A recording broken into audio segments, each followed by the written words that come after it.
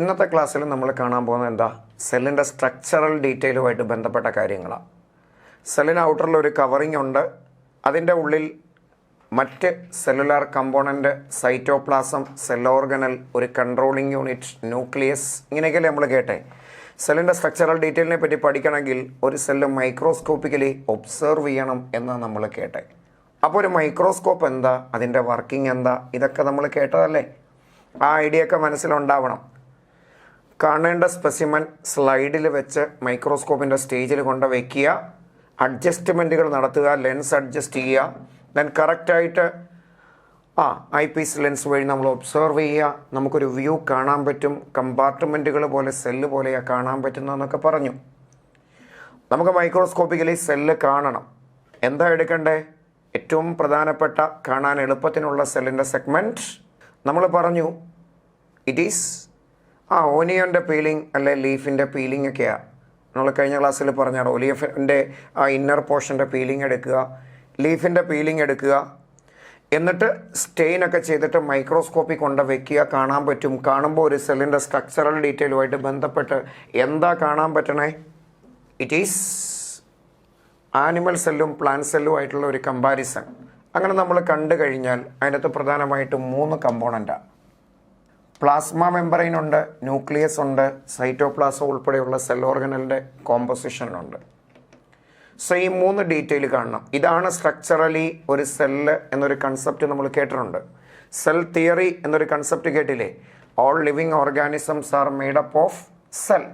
And second, cell is the basic structural and functional unit of life. Third, all cells are formed from pre existing cells. അപ്പോൾ രണ്ടാമത് പറഞ്ഞ concept ഇല്ലേ, structural യൂണിറ്റും functional യൂണിറ്റും, എവിടെന്നാ എങ്ങനെയാ സെല്ലിൻ്റെ കൺസെപ്റ്റ്? സ്ട്രക്ചറലി ഒരു സെൽ ഉണ്ടാക്കിയിരിക്കുന്നത് എങ്ങനെയാണ്? സെല്ലിന് ഔട്ടറിൽ there is a cell membrane അല്ലേ, എൻക്ലോസിങ് എ ട്രൂ ന്യൂക്ലിയസ്. അതുൾപ്പെടെയുള്ള സൈറ്റോപ്ലാസത്തിൻ്റെ ബാക്കി കണ്ടന്റ്. ഇതാണ് ഒരു സെല്ല്. അപ്പോൾ സ്ട്രക്ചറലി ഒനിയൻ്റെ പീലിംഗ് ഒക്കെ കണ്ടപ്പോൾ നമുക്ക് കാണാൻ പറ്റുന്നത് ഇങ്ങനെയാണ്. സൈറ്റോപ്ലാസം എന്ന് പറയുന്ന ഒരു ഫ്ലൂയിഡ് മാട്രിക്സ് ഉണ്ട്. അവിടെ സെൽ ഓർഗനലുകൾ എംബഡ് ചെയ്ത് കിടക്കുകയാണ്. ഇതിൻ്റെ കൂടെ ന്യൂക്ലിയസിനെയും കൂടെ ഉൾക്കൊള്ളിക്കുന്നുണ്ട്. സൈറ്റോപ്ലാസത്തിൻ്റെ കൂടെ ന്യൂക്ലിയസും കൂടെ ചേർന്നാൽ അതിനെ നമ്മൾ പ്രോട്ടോപ്ലാസം എന്ന് വിളിക്കും. അതിൻ്റെ കൂടെ അഡീഷണലായിട്ട് സറൗണ്ട് ചെയ്തിട്ട് മെമ്പറൈൻ ഉണ്ട്. ഇതാണ് സ്ട്രക്ചറലി സെല്ലെന്ന് വിളിച്ചു.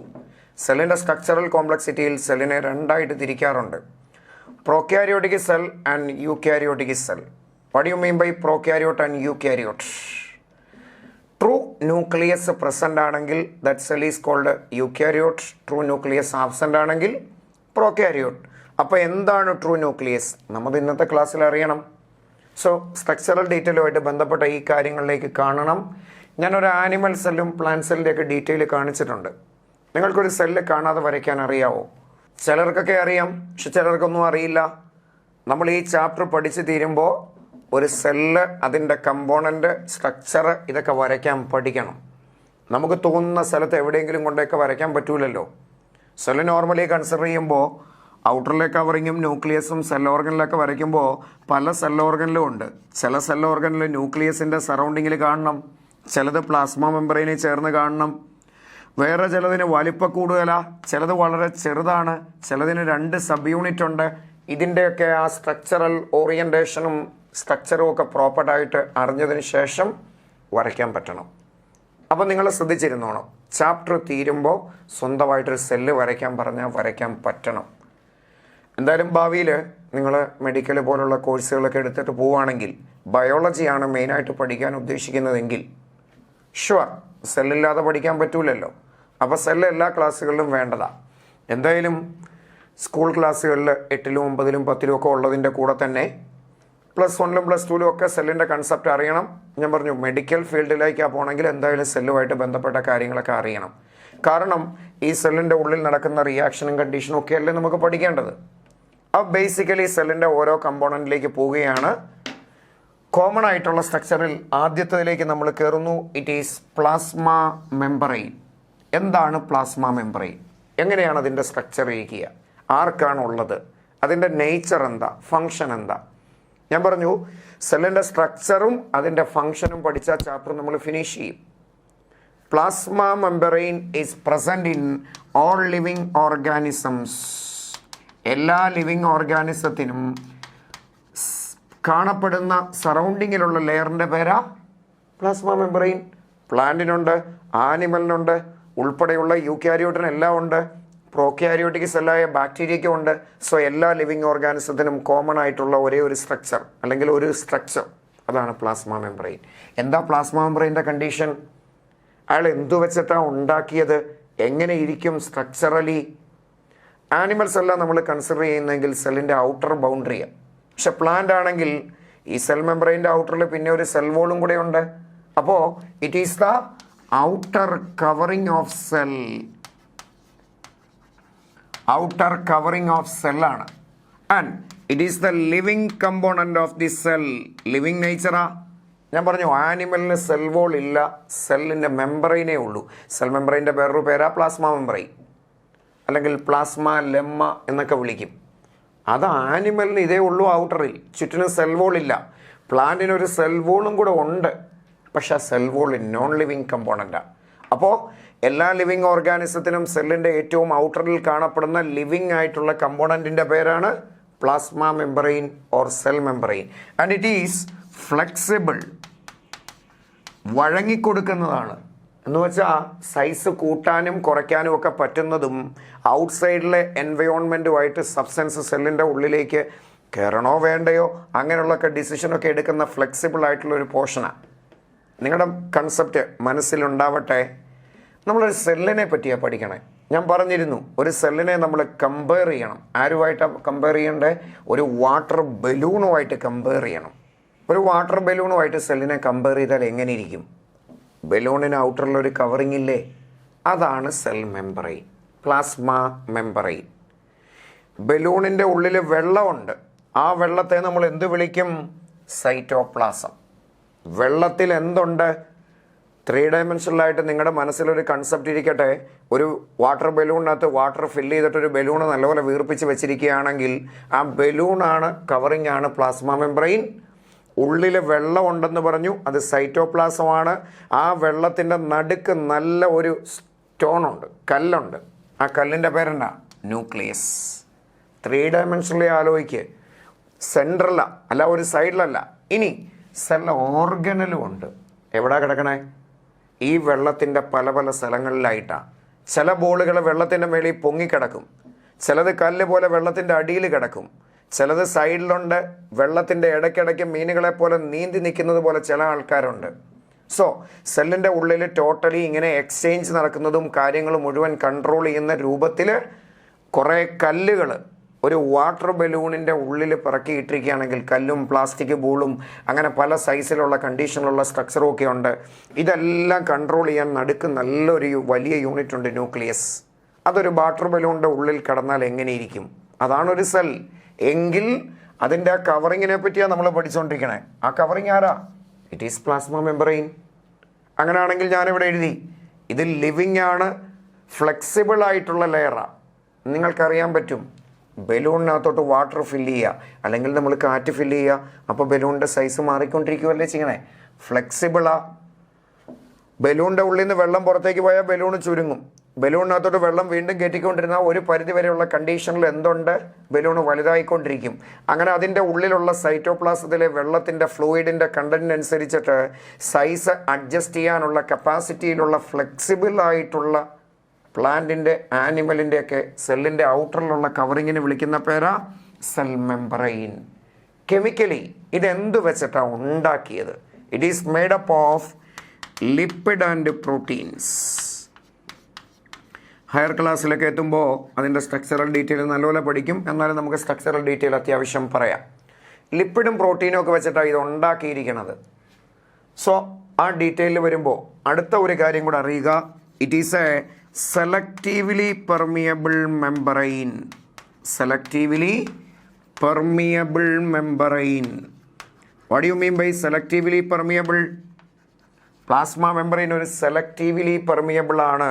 എന്ന് വെച്ചാൽ സെലക്റ്റഡ് ആയിട്ടുള്ള സബ്സ്റ്റൻസിനെ മാത്രം കടത്തിവിടുന്ന ഒരു ലെയറാണ് പ്ലാസ്മ മെംബ്രെയിൻ. നിങ്ങളുടെ മനസ്സിലൊരു കൺസെപ്റ്റ് ഇരിക്കട്ടെ, ഇതിപ്പോൾ ഒരു സെല്ലാണ്. ആ സെല്ലിൻ്റെ ഏറ്റവും ഔട്ടറിൽ കാണപ്പെടുന്ന ഒരു പ്രൊട്ടക്റ്റീവ് ആയിട്ടുള്ള കോട്ടിങ് പോലെ നിൽക്കുന്നതല്ലേ പ്ലാസ്മ മെംബ്രെയിൻ. ദാ ഈ പടത്തിലേക്ക് ഒന്ന് ശ്രദ്ധിച്ചേ. ഞാൻ ഈ ഷെയ്ഡ് ചെയ്ത് ബ്ലാക്ക് കളറിൽ കാണിച്ചത് പ്ലാസ്മ മെംബ്രെയിനാണ് സപ്പോസ്. അപ്പോൾ ഇത് സെല്ലിൻ്റെ ചുറ്റിനും ഒരു പ്രൊട്ടക്റ്റീവ് കവറിങ്ങാണ്. സെല്ലിൻ്റെ ഉള്ളിലേക്ക് സബ്സ്റ്റൻസ് കയറണോ സെല്ലിൽ നിന്ന് പുറത്തേക്ക് ഇറങ്ങണോ ഇത് കൺട്രോൾ ചെയ്യുന്ന, എക്സ്ചേഞ്ചിനെ കൺട്രോൾ ചെയ്ത, സെല്ലിൻ്റെ ഉള്ളിലുള്ള കാര്യങ്ങളൊക്കെ പ്രൊട്ടക്റ്റ് ചെയ്ത് നിർത്തിയ ഏറ്റവും ഔട്ടറിൽ കണ്ട കവറിങ് ജനറലായിട്ട് എല്ലാവർക്കും കോമൺ ആയിട്ടുള്ള സ്ട്രക്ചറാണ് പ്ലാസ്മ മെംബ്രെയിൻ അല്ലേ. അയാൾ എങ്ങനെ പെർമിയബിളാ? സെലക്റ്റീവ്ലി പെർമിയബിളാ എന്ന് വെച്ചാൽ എല്ലാ സബ്സ്റ്റൻസിനെയും സെല്ലിൻ്റെ ഉള്ളിലേക്ക് കടത്തിവിടുകയല്ല, സെലക്റ്റഡ് ആയിട്ടുള്ള സബ്സ്റ്റൻസിനെ മാത്രമേ കടത്തിവിടുകയുള്ളൂ. ഏതാണ് ഈ സെലക്റ്റഡ് സബ്സ്റ്റൻസ്? അപ്പോൾ അതിൻ്റെ കെമിക്കൽ നേച്ചറൂടെ നമ്മൾ അറിയണം. കെമിക്കലി ഉണ്ടാക്കിയത് എന്ത് വെച്ചിട്ടാ? ലിപ്പിഡ് വെച്ചിട്ടും പ്രോട്ടീൻ വെച്ചിട്ടും ഉണ്ടാക്കി എന്നല്ലേ ഞാൻ പറഞ്ഞേ. സോ അതിൻ്റെ നേച്ചറിനനുസരിച്ച് സെലക്റ്റഡ് ആയിട്ടുള്ള സബ്സ്റ്റൻസിനെ മാത്രമേ കടത്തിവിടുകയുള്ളൂ. നമ്മളിപ്പോൾ സിമ്പിളായിട്ടൊന്ന് ആലോചിച്ച് നോക്കി. നമ്മുടെ വീട്ടിൽ അമ്മയൊക്കെ വീട്ടിൽ ചായ വെച്ചിട്ട് ചായ അരിച്ചെടുക്കാൻ ഒരു അരിപ്പ വഴി ഒഴിക്കാറില്ലേ? നിങ്ങൾ ശ്രദ്ധിച്ചിട്ടുണ്ടോ ആ ഫിനോമിനൻ? എന്താ? ഒരു കപ്പിനകത്തോട്ട് ചായ ഒഴിച്ചെടുക്കുക. അപ്പോൾ വെച്ച ചായ അങ്ങോട്ട് പാസ് ചെയ്യുക.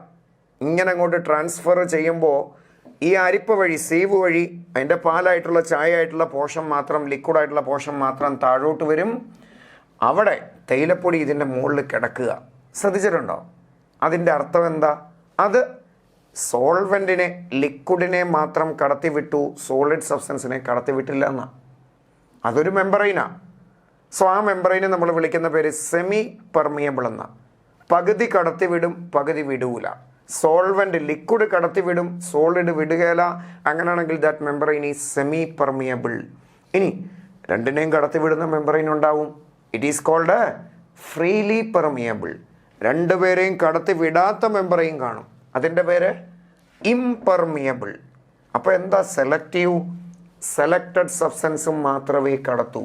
വെള്ളം പോകാൻ അനുവദിക്കും, പക്ഷെ സെലക്റ്റഡ് ആയിട്ടുള്ള ചില സൊല്യൂട്ടും കൂടെ പോയിട്ട് ഇരിക്കുമെന്നാണ് അതിൻ്റെ അർത്ഥം. നിങ്ങൾ വേറെ ചില എക്സാമ്പിൾ ആലോചിച്ച് നോക്കി. ഞാനിപ്പോൾ പറഞ്ഞ അരിപ്പയുടെ സിറ്റുവേഷൻ. ഒരു പേപ്പർ എടുക്കുക, പേപ്പറിൻ്റെ മുകളിലേക്ക് ചായ പോലെ തണുത്തിരിക്കുന്ന ചായ എന്ന് വിചാരിക്കുക, ഒഴിക്കുക. ചിലപ്പോൾ ചെറുതായിട്ട് ചായയൊക്കെ വരുന്ന പോലെയൊക്കെ വരും. തേയിലപ്പൊടി നല്ലതുപോലെ അവിടെ കിടക്കുകയല്ലേ ഉള്ളൂ. പക്ഷെ കുറച്ചുകൂടെ ഓപ്പണിംഗ് ഒക്കെയുള്ള അരിപ്പയെ കൂടെ ഒഴിച്ചെങ്കിൽ ചെറുതായിട്ട് തേയിലപ്പൊടി വരും, ദെൻ ചായയും വരും. എന്നാലേ ഒരു പ്ലാസ്റ്റിക് കവറിൻ്റെ മുകളിലേക്കായി ചായ ഒഴിച്ചതെങ്കിൽ, തണുത്ത ചായ അല്ലെ ഉരുകി പോവല്ലേ പ്ലാസ്റ്റിക് കവർ, തണുത്തിരിക്കുന്ന ചായ ഒരു പ്ലാസ്റ്റിക് കവറിൻ്റെ മുകളിലോട്ട് ഒഴിച്ചു, ചായയും പോകൂല, ഈ തേയിലപ്പൊടിയും പോകൂല, എല്ലാം മുകളിൽ കിടക്കുമല്ലേ ഉള്ളൂ. അപ്പം മെംബ്രെയിൻ അങ്ങനെ പല തരത്തിലാണ്. ഒരു സെല്ലിൻ്റെ സറൗണ്ടിങ്ങിൽ കാണപ്പെടുന്ന ഈ കവറിങ് കടത്തിവിടണോ വേണ്ടയോ എന്ന് ഡിസൈഡ് ചെയ്യുന്ന മെംബ്രെയിനാണ്. സോ എങ്ങനെ കടത്തിവിടും? സെലക്റ്റഡ് ആയിട്ടുള്ള സബ്സ്റ്റൻസിനെ മാത്രമേ കടത്തുള്ളൂ എന്നാണ് പറഞ്ഞേ. എന്ന് വെച്ചാൽ സോൾവെൻ്റ് അകത്തോട്ട് കയറാൻ സഹായിക്കും. എന്നാൽ സൊല്യൂട്ടാണെങ്കിൽ എല്ലാവരെയും കടത്തിവിടുകയില്ല, സെലക്റ്റഡ് ആയിട്ടുള്ള സോളിഡുകളെ മാത്രമേ കടത്തിവിടുകയുള്ളൂ. അങ്ങനെയുള്ള മെംബ്രെയിന് വിളിക്കുന്ന പേരാ സെലക്റ്റീവ്ലി പെർമിയബിൾ. സോ പ്ലാന്റിൻ്റെ, ആനിമലിൻ്റെ അല്ലെങ്കിൽ ബാക്ടീരിയയുടെ എല്ലാവർക്കും ഉണ്ട് സെൽ മെംബ്രെയിൻ. അതെങ്ങനെയുള്ള മെംബ്രെയിൻ? സെലക്റ്റീവായിട്ടുള്ള പെർമിയബിലിറ്റി കാണിച്ച മെംബ്രെയിനാ. ഐഡിയ കിട്ടുന്നുണ്ടല്ലോ? അപ്പോൾ ആനിമലും പ്ലാന്റും ബാക്ടീരിയ ഉൾപ്പെടെയുള്ള സെല്ലുകളുമൊക്കെ എടുത്താൽ എല്ലാവരുടെയും സെല്ലിൻ്റെ ഏറ്റവും ഔട്ടറിൽ കാണപ്പെടുന്ന മെംബ്രെയിനാണ്, ഔട്ടറിലെ കവറിംഗ് ആണ്, ദാറ്റ് ഈസ് സെൽ മെംബ്രെയിൻ അല്ലെങ്കിൽ പ്ലാസ്മ മെംബ്രെയിൻ. അത് ലിവിങ് ആണ്, ഫ്ലെക്സിബിൾ ആണ്, സൈസ് കൂട്ടാനും കുറയ്ക്കാനും ഒക്കെ പറ്റുന്ന രീതിയിലുള്ള നേച്ചറുള്ള ബലൂണിൻ്റെ അവസ്ഥയ്ക്ക് തുല്യമായ കണ്ടീഷനാണ്. ഉണ്ടാക്കിയത് ലിപ്പിഡും പ്രോട്ടീനും വെച്ചിട്ടാണ്. ആൻഡ് ഇത് സെല്ലിൻ്റെ ഏറ്റവും ഔട്ടറിൽ ഒരു കവറിങ് പോലെ നിൽക്കുമ്പോൾ പുറത്തുനിന്നൊരു സബ്സ്റ്റൻസ് സെല്ലിൻ്റെ ഉള്ളിലേക്ക് കയറണോ വേണ്ടയോ എന്നൊക്കെ ഡിസൈഡ് ചെയ്യുന്ന ഒരു മെംബ്രെയിനാണ്. എല്ലാവരെയും കടത്തൂല, സെലക്റ്റഡ് ആൾക്കാരെ മാത്രമേ ഉള്ളൂ. അപ്പോൾ അതിൻ്റെ സ്ട്രക്ചർ അറിഞ്ഞാലല്ലേ പറയാൻ പറ്റൂ. So next we move on to structure of plasma membrane. ഞാനിവിടെ ക്ലിയർ ആയിട്ട് കാണിച്ചിട്ടുണ്ട് ഒരു 3 ഡയമെൻഷണൽ വ്യൂ പ്ലാസ്മ മെംബ്രെയിൻ്റെ സ്ട്രക്ചർ. ഐഡിയ വല്ലതും ഉണ്ടോ? നമ്മൾ പറഞ്ഞു plasma membrane is made up of lipids and proteins. ശരിയല്ലേ? ഏറ്റവും പ്രധാനപ്പെട്ട കമ്പോണൻറ്റ് ഇത് രണ്ടുമാണ്. പക്ഷെ അതിൻ്റെ കൂടെ അഡീഷണലി ചെറിയൊരു കാർബോഹൈഡ്രേറ്റിൻ്റെ യൂണിറ്റ് ഒക്കെ ഉണ്ട്. നിങ്ങൾ ഈ പടത്തെ പറ്റി ഒന്ന് ആലോചിച്ച് നോക്കി. ഞാനിവിടെ കാണിച്ചിട്ടുണ്ട്. ചെറിയ ഇലോങ്ങേറ്റഡ് ആയിട്ടുള്ള ഫൈബർ പോലെ സ്ട്രക്ചർ നിൽക്കുന്നുണ്ട്, ബോൾ പോലെ സ്ട്രക്ചർ നിൽക്കുന്നുണ്ട്. കണ്ടോ? മുകളിലും താഴെയും ബോൾ പോലെയാണ്. അതാണ് ആക്ച്വലി ലിപ്പിഡ്. നിങ്ങൾ ഈ കാര്യങ്ങൾ ശ്രദ്ധിച്ചാൽ കാര്യം മനസ്സിലാവും. 3 ഡയമെൻഷനായിട്ട് ആലോചിച്ച് നോക്കിയാൽ കുറേ ബോൾ മുകളിൽ, കുറേ ബോൾ താഴെ, നടുക്കോട്ട് അതിൻ്റെ വാല്. എൻ്റെ കൈ പോലാന്ന് ചിന്തിച്ചേ, ഇതൊരു ഹെഡ്, ഈ ബോൾ പോലെ, അതേന്നൊരു ടെയിൽ, അങ്ങനല്ലേ അത് നിൽക്കണേ. താഴേന്ന് ഒരെണ്ണമുണ്ട് അങ്ങനെ തന്നെ, ഒരു ഹെഡും ഒരു ടെയിലും. ഐഡിയ കിട്ടുന്നുണ്ടോ? ഇതാണ് പ്ലാസ്മ മെമ്പറൈൻ്റെ സ്ട്രക്ചർ. നമ്മൾ പ്ലാസ്മ മെമ്പറൈൻ അല്ലെങ്കിൽ സെൽ മെമ്പറൈൻ വരയ്ക്കാൻ പറഞ്ഞാൽ ചുമ്മാ ഒരു വര വരച്ച് വെക്കുകയല്ലേ ഉള്ളൂ. പക്ഷെ കോംപ്ലിക്കേറ്റഡ് സ്ട്രക്ചറാണ്. അത് ഹയർ ക്ലാസ്സിലൊക്കെ ഡീറ്റെയിൽ പഠിക്കും. നമ്മൾ ചെറിയൊരു ഐഡിയ കേൾക്കുന്നു.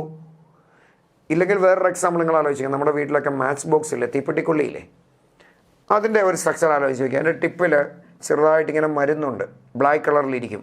പിന്നെ അതിൻ്റെ ടെയിൽ പോലുള്ള പോർഷൻ ഏകദേശം ഇങ്ങനെയാണ്. ഒരെണ്ണം കൂടെ എടുക്കണം. അത് താഴെ ആയിരിക്കണം ഹെഡ് പിടിക്കേണ്ടത്, ടെയിൽ മുകളിലോട്ട് ഇങ്ങനെ പൊങ്ങി നിൽക്കണം. ഞാൻ പറഞ്ഞു ഇങ്ങനെ നിൽക്കണം. ഈ പോർഷനാണ് ലിപ്പിഡ് എന്ന് പറഞ്ഞ് കൺസിഡർ ചെയ്തത്. സോ ലിപ്പിഡ് എങ്ങനെ അറേഞ്ച് ചെയ്ത് വെച്ചിരിക്കുന്നു? ബൈ ലെയർ ആണ്. മുകളിൽ നിന്ന് ഒരു ലെയർ, താഴേന്ന് ഒരു ലെയർ, അങ്ങനെ കണ്ടിന്യൂസ് ആയിട്ട് അറേഞ്ച് ചെയ്ത് വെച്ചിരിക്കുക. നിങ്ങൾ വിചാരിച്ചേ, ഞാൻ മുമ്പ് പറഞ്ഞ പോലെ തീപ്പെട്ടിക്കൊള്ളി ഇങ്ങനെ അടുക്കി വെച്ചിരിക്കുക. ഒരെണ്ണം അടുക്കി വെച്ചു, അതിൻ്റെ അടുത്തോ വെച്ച് ഇങ്ങനെ കുറേ ആൾക്കാർ വെക്കുന്നു. അത് ഓരോന്നും അല്ല, കുറച്ച് കൂടുതൽ എണ്ണം ഉണ്ടെന്ന് വിചാരിക്കുക. കുറേ തീപ്പെട്ടിക്കൊള്ളികൾ ഇങ്ങനെ നിരത്തി പിടിച്ച് ഇങ്ങനെ ഒരു ലെയർ പോലെ ഇങ്ങനെ പോവുക. അങ്ങനെയാണെങ്കിൽ മുകളിലെല്ലാം ഈ ബ്ലാക്ക് കളർ കാണും. നേരെ മുകളിൽ നോക്കിയാൽ താഴോട്ട് കാണാൻ പോലും പറ്റുന്നില്ലല്ലോ. ഇതുപോലെ താഴേന്നുമുണ്ട്. 2 സൈഡിൽ നിന്ന് ഇങ്ങനെ ആ മാച്ച് ബോക്സിലുള്ള തീപ്പെട്ടിക്കൊള്ളികൾ അടുക്കി വെച്ച മോഡലിൽ ഒരു ഹെഡും ഒരു ടെയിലിൻ്റെയും പോർഷൻ ഉള്ള ലിപ്പിഡ് ബൈ ലെയറായിട്ട് അറേഞ്ച് ചെയ്ത് വെച്ചിരിക്കും. രണ്ടാമത്തെ കമ്പോണൻ്റ് എന്താ? പ്രോട്ടീൻ. അത് ഇൻറ്റേർണൽ ആയിട്ടുള്ള പ്രോട്ടീനും ഉണ്ട്, എക്സ്റ്റേണൽ ആയിട്ടുള്ള പ്രോട്ടീൻസും ഉണ്ട്. നിങ്ങൾ ഇതിലേക്കൊന്ന് ശ്രദ്ധിച്ച് നോക്കിയ കാര്യത്തിലേക്ക് നമുക്ക് വരാം. എന്താ പ്രോട്ടീൻ അറിയാമോ? ഒരു വേറെ ചില ബോൾ പോലെ ഒരു വയലറ്റ് കളറിലൊക്കെ കാണുന്നുണ്ടോ? ചില പ്രോട്ടീൻ ഈ ലെയറിൻ്റെ സർഫസിലാണ്, കണ്ടോ? ചിലതിങ്ങനെ താഴത്തെ സർഫസിലാണ്, ദാറ്റ് ഈസ് കോൾഡ് എക്സ്റ്റേണൽ, പുറത്താ. പക്ഷേ വേറെ ചില പ്രോട്ടീൻ ഇങ്ങനെ അകത്തായിരിക്കണം, കണ്ടോ? അതിൻ്റെ മേജർ പോർഷനും അകത്താ, ദാറ്റ് ഈസ് കോൾഡ് ഇൻറ്റേർണൽ. അല്ല ഇത് കണ്ടോ, ഇതിങ്ങനെ അകത്തല്ലേ ഭൂരിഭാഗവും ഇരുന്നേ. അങ്ങനെ ഇതിൻ്റെ ഇടയ്ക്ക് അകത്തകത്തിരിക്കുന്ന പ്രോട്ടീനുകളുടെ പേര് ഇൻറ്റേർണലും സർഫസിൽ കാണുന്നതിൻ്റെ പേര് എക്സ്റ്റേണലും. ഈ മോഡലിൽ ലിപ്പിഡും പ്രോട്ടീനും ഒക്കെ അറേഞ്ച് ചെയ്ത് വെച്ചിരിക്കുന്ന ഒരു സ്ട്രക്ചറാണ് ആർക്കുള്ളത്? Plasma membrane. ഐഡിയ കിട്ടിയോ? ഓക്കെ. സോ ഞാൻ പറഞ്ഞൊരു മാച്ച് ബോക്സ്, 2 സൈഡിൽ നിന്ന് മാച്ച് ബോക്സിലെ തീപ്പെട്ടിക്കൊള്ളികൾ അതിങ്ങനെ 2 സൈഡിൽ നിന്നും അടുക്കി വെച്ചതുപോലെ ഇരിക്കും. കുറേ എണ്ണം നിരത്തി വെച്ചാൽ ബ്ലാക്ക് കളറിൽ മുകളിലും കാണണം, താഴെയും കാണണം. അതിൻ്റെ ആ ടെയിൽ പോലുള്ള പോർഷൻ നടുക്കോട്ടും ഇരിക്കണം. അതിൻ്റെ ഇടയ്ക്കിടയ്ക്ക് പ്രോട്ടീൻ, അകത്ത് കുറേ പ്രോട്ടീൻ ഉണ്ടെന്ന് 3 ഡയമെൻഷനിൽ ആലോചിക്കുക, സർഫസിലും ഉണ്ട് കുറേ പ്രോട്ടീൻ. അങ്ങനെ ലിപ്പിഡും പ്രോട്ടീനും ഒക്കെ ഒരു പർട്ടിക്കുലർ മോഡലിൽ അറേഞ്ച് ചെയ്ത് വെച്ചിരിക്കുന്ന ഒരു സ്ട്രക്ചറാണ് പ്ലാസ്മ മെംബ്രെയിനുള്ളത്. 3 ഡയമെൻഷനിൽ സെല്ലിന് ചുറ്റിനിരിക്കുന്ന മെംബ്രെയിൻ അങ്ങനെയാണ്. ഇതിൻ്റെ ഒരു കറക്റ്റ് സ്ട്രക്ചർ ഉണ്ട്. ഫ്ലൂയിഡ് മൊസൈക്ക് മോഡൽ എന്നൊക്കെ വിളിക്കും. കണ്ടുപിടിച്ചത് സിംഗർ ആൻഡ് നിക്കോൾസ് എന്ന് പറയുന്ന 2 സയൻറ്റിസ്റ്റുകളൊക്കെയാണ്, നമുക്ക് കാണാനില്ല. സോ അവരുടെ ഒരു കൺസെപ്റ്റിൽ അവരതിനെ ഡിഫൈൻ ചെയ്ത് എങ്ങനെയാണെന്ന് അറിയോ? നമുക്കറിയാം, ടൈറ്റാനിക്കിൻ്റെ ഒക്കെ സിനിമ നമ്മൾ കണ്ടിട്ടുണ്ട്, കേട്ടിട്ടുണ്ട്, അല്ലെങ്കിൽ അറിയാവുന്ന കാര്യം, മഞ്ഞു മലയിൽ ഇടിക്കുന്ന കാര്യമൊക്കെ അറിയത്തില്ലേ? അപ്പം കടലിൽ ഐസ് പാളികളും മഞ്ഞിൻ്റെ വലിയ മലകളൊക്കെ പൊങ്ങിക്കിടക്കുകയല്ലേ. അപ്പോൾ ചില ഐസിൻ്റെ പോർഷനൊക്കെ ഈ വെള്ളത്തിൻ്റെ മുകളിലും ചിലത് വെള്ളത്തിൻ്റെ താഴെയിട്ടൊക്കെ അല്ലേ. അങ്ങനെയാണ് പ്ലാസ്മ മെംബ്രെയിൻ. കടൽ പോലെ ഇങ്ങനെ ലിപ്പിഡ് കിടക്കുക, ഐസ് പാളികളും മുകളിലും താഴെയും ഇടയ്ക്കും ഒക്കെ ആയിട്ട് നിൽക്കുന്ന പോലെ ഇങ്ങനെ ഇടയ്ക്കിടയ്ക്ക് ഉണ്ടാവും. That's structure of plasma membrane. അങ്ങനെ ആണെങ്കിൽ നമ്മൾ അതിൻ്റെ അടുത്ത ഡീറ്റെയിലേക്ക് പോകുന്നു. Functions of plasma membrane. ഒന്നാമത്തെ ഫങ്ഷൻ എന്താ? പ്ലാസ്മ മെംബ്രെയിൻ ഞാൻ പറഞ്ഞു, സെല്ലിൻ്റെ ഏറ്റവും ഔട്ടറിൽ കാണുന്ന കവറിങ് ആണ് പ്ലാസ്മ മെംബ്രെയിൻ. ലിവിങ് കവറിങ് ആണ് അത്. ആനിമലിന് അതേ ഉള്ളൂ, അതിൻ്റെ പുറത്ത് പിന്നെ ഒരു ലെയർ ഇല്ല. പ്ലാന്റ് ആകുമ്പോൾ അഡീഷണൽ ആയിട്ട് ലെയർ ഉണ്ടാവുമെന്നേ ഉള്ളൂ. അങ്ങനെയാണെങ്കിൽ സെല്ലിന് ചുറ്റിനും പ്രൊട്ടക്ഷൻ കൊടുക്കാൻ വേണ്ടി ഔട്ടറിലുള്ള ഒരു കവറിങ് ആയിട്ട് ആക്ട് ചെയ്യത്തില്ലേ? സോ ഒന്നാമത്തെ function, it acts as an outer protective covering. Outer covering എവിടെ? Around cell. സെല്ലിൻ്റെ ചുറ്റിനും കാണുന്ന ഒരു പ്രൊട്ടക്റ്റീവ് കവറിങ് ആയിട്ട് ആക്ട് ചെയ്യും. ഓക്കെ, അങ്ങനെയാണ് നമ്മൾ കേട്ടത്. ഇത് ഇങ്ങനെ, ഇത് സെല്ലിൻ്റെ ചുറ്റിനുമുള്ള സെല്ലിൻ്റെ മെംബ്രെയിനാണ്. നിങ്ങളതിനെ ഷെയ്ഡ് ചെയ്ത രൂപത്തിലൊന്ന് കൺസിഡർ ചെയ്തേ. അപ്പോൾ സെല്ലിന് ചുറ്റിനും പ്രൊട്ടക്ഷൻ കൊടുക്കുന്ന ഒരു ഔട്ടറിലെ കവറിങ് ആയിട്ട് ആക്ട് ചെയ്തു. 2, ഇയാൾ എങ്ങനെ പെർമിയബിളാ? സെലക്റ്റീവ്ലി പെർമിയബിളാ. അപ്പോൾ എല്ലാവരെയും അകത്തോട്ട് കയറ്റുമോ? ഇല്ല, സെലക്റ്റഡ് സബ്സ്റ്റൻസിനെ മാത്രം. സോ പുറത്തുള്ള എൻവയോൺമെൻറ്റുമായിട്ട്, അല്ലെങ്കിൽ ഒരു സെല്ലിൻ്റെ തൊട്ടടുത്തുള്ള സെല്ല്, അതല്ല അതിൻ്റെ എൻവയോൺമെൻറ്റ് പുറത്തെന്ന് പറഞ്ഞേ, തൊട്ടടുത്ത സെല്ലുകളോ അല്ലെങ്കിൽ ഔട്ട്സൈഡ് എൻവയോൺമെൻറ്റുമായിട്ട് കൺട്രോൾ ചെയ്തിട്ട് സബ്സ്റ്റൻസിൻ്റെ എൻട്രി ഓർ എക്സിറ്റ് അത് ഡിസൈഡ് ചെയ്ത പ്രധാനപ്പെട്ട ലെയർ ആരാണ്? Plasma membrane. So it control exchange of materials. Exchange of materials എവിടെ? Into or out of the cell.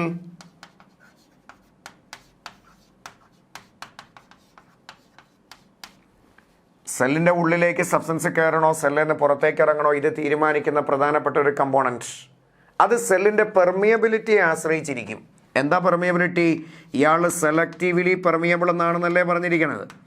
അങ്ങനെ പെർമിയബിലിറ്റിക്ക് അനുസരിച്ച് സെല്ലിൻ്റെ ഉള്ളിലേക്കും സെല്ലിൽ നിന്ന് പുറത്തേക്കും ഒക്കെ മൂവ് ചെയ്യുന്ന സബ്സ്റ്റൻസിൻ്റെ മെക്കാനിസത്തിന് 2 പേര് വിളിക്കാറുണ്ട്. It is diffusion and osmosis.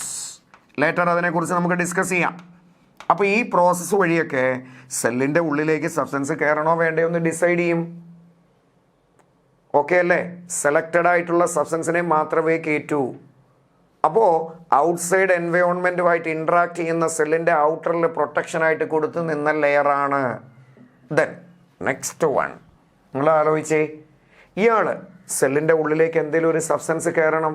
Bacteria പോലുള്ള ഓർഗാനിസമാണ് കൺസിഡർ ചെയ്യുന്നതെങ്കിൽ, അല്ലെ അമീബ പോലുള്ള ഓർഗാനിസമാണ്. ബാക്ടീരിയ നമ്മൾ വിട്ടേക്കും, അമീബ എടുക്കുക. ഇതാ ഞാനിവിടെ കാണിച്ച ഒരു അമീബയാണ്. ആ അമീബയുടെ സ്ട്രക്ചർ എടുത്താൽ അയാൾക്ക് പ്രത്യേകിച്ച് ഷേപ്പൊന്നുമില്ല. സൂഡോപോഡിയ പോലുള്ള സ്ട്രക്ചറിൻ്റെ പ്രസൻസിൽ ഇതിങ്ങനെ മൂവ് ചെയ്ത് ഷേപ്പ് ചേഞ്ച് ചെയ്തുകൊണ്ടിരിക്കുന്ന ആളാണ്. ഒരു ഫോറിൻ ബോഡി ഈ അമീബയുടെ സെല്ലിൻ്റെ ഉള്ളിലേക്ക് കയറാൻ പോവുക. നമ്മൾ കോമഡി പോലെയൊക്കെ പറയാറില്ലേ, അമീബ എങ്ങനെയാണ് ഇര പിടിക്കുന്നത്? സിനിമയിലൊക്കെ ഡയലോഗ് കേട്ടിട്ടില്ലേ? അതാണ് പറഞ്ഞു വരുന്നത്. ഒരു ഫോറിൻ ബോഡി അമീബയുടെ സെല്ലിൻ്റെ അടുത്തേക്ക് വന്നു. അപ്പോൾ എന്ത് ചെയ്യും? ഇതിൻ്റെ ചുറ്റിനും ഒരു സെല്ലിൻ്റെ മെമ്പറൈൻ ഇല്ലേ, അത് ഈ ഫോറിൻ ബോഡിക്ക് ചുറ്റിനും ഇങ്ങനെ സറൗണ്ട് ചെയ്ത് വരും. എന്നിട്ടോ അമീബയുടെ ബോഡിയുടെ ഷേപ്പ് അപ്പോൾ വേറെ രീതിയിൽ ചേഞ്ച് ചെയ്യും. ഇങ്ങനെ ചേഞ്ച് ചെയ്ത് മൂവ് ചെയ്ത് പോകുന്ന ആളല്ലേ അമീബ.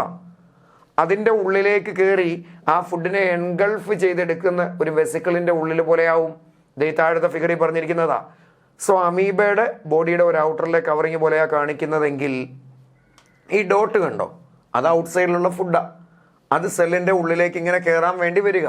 അപ്പോൾ സെല്ലിൻ്റെ മെമ്പറൈൻ അതിന് ചുറ്റിനും ഇൻവാജിനേറ്റ് ചെയ്ത് അകത്തോട്ട് കയറുന്ന പോലെ ഷേപ്പൊക്കെ ചേഞ്ച് ചെയ്ത് വരും. എന്നിട്ട് ഇതങ്ങോട്ട് വീണ്ടും ഒരേപോലെ ജോയിൻ ചെയ്തു വരും.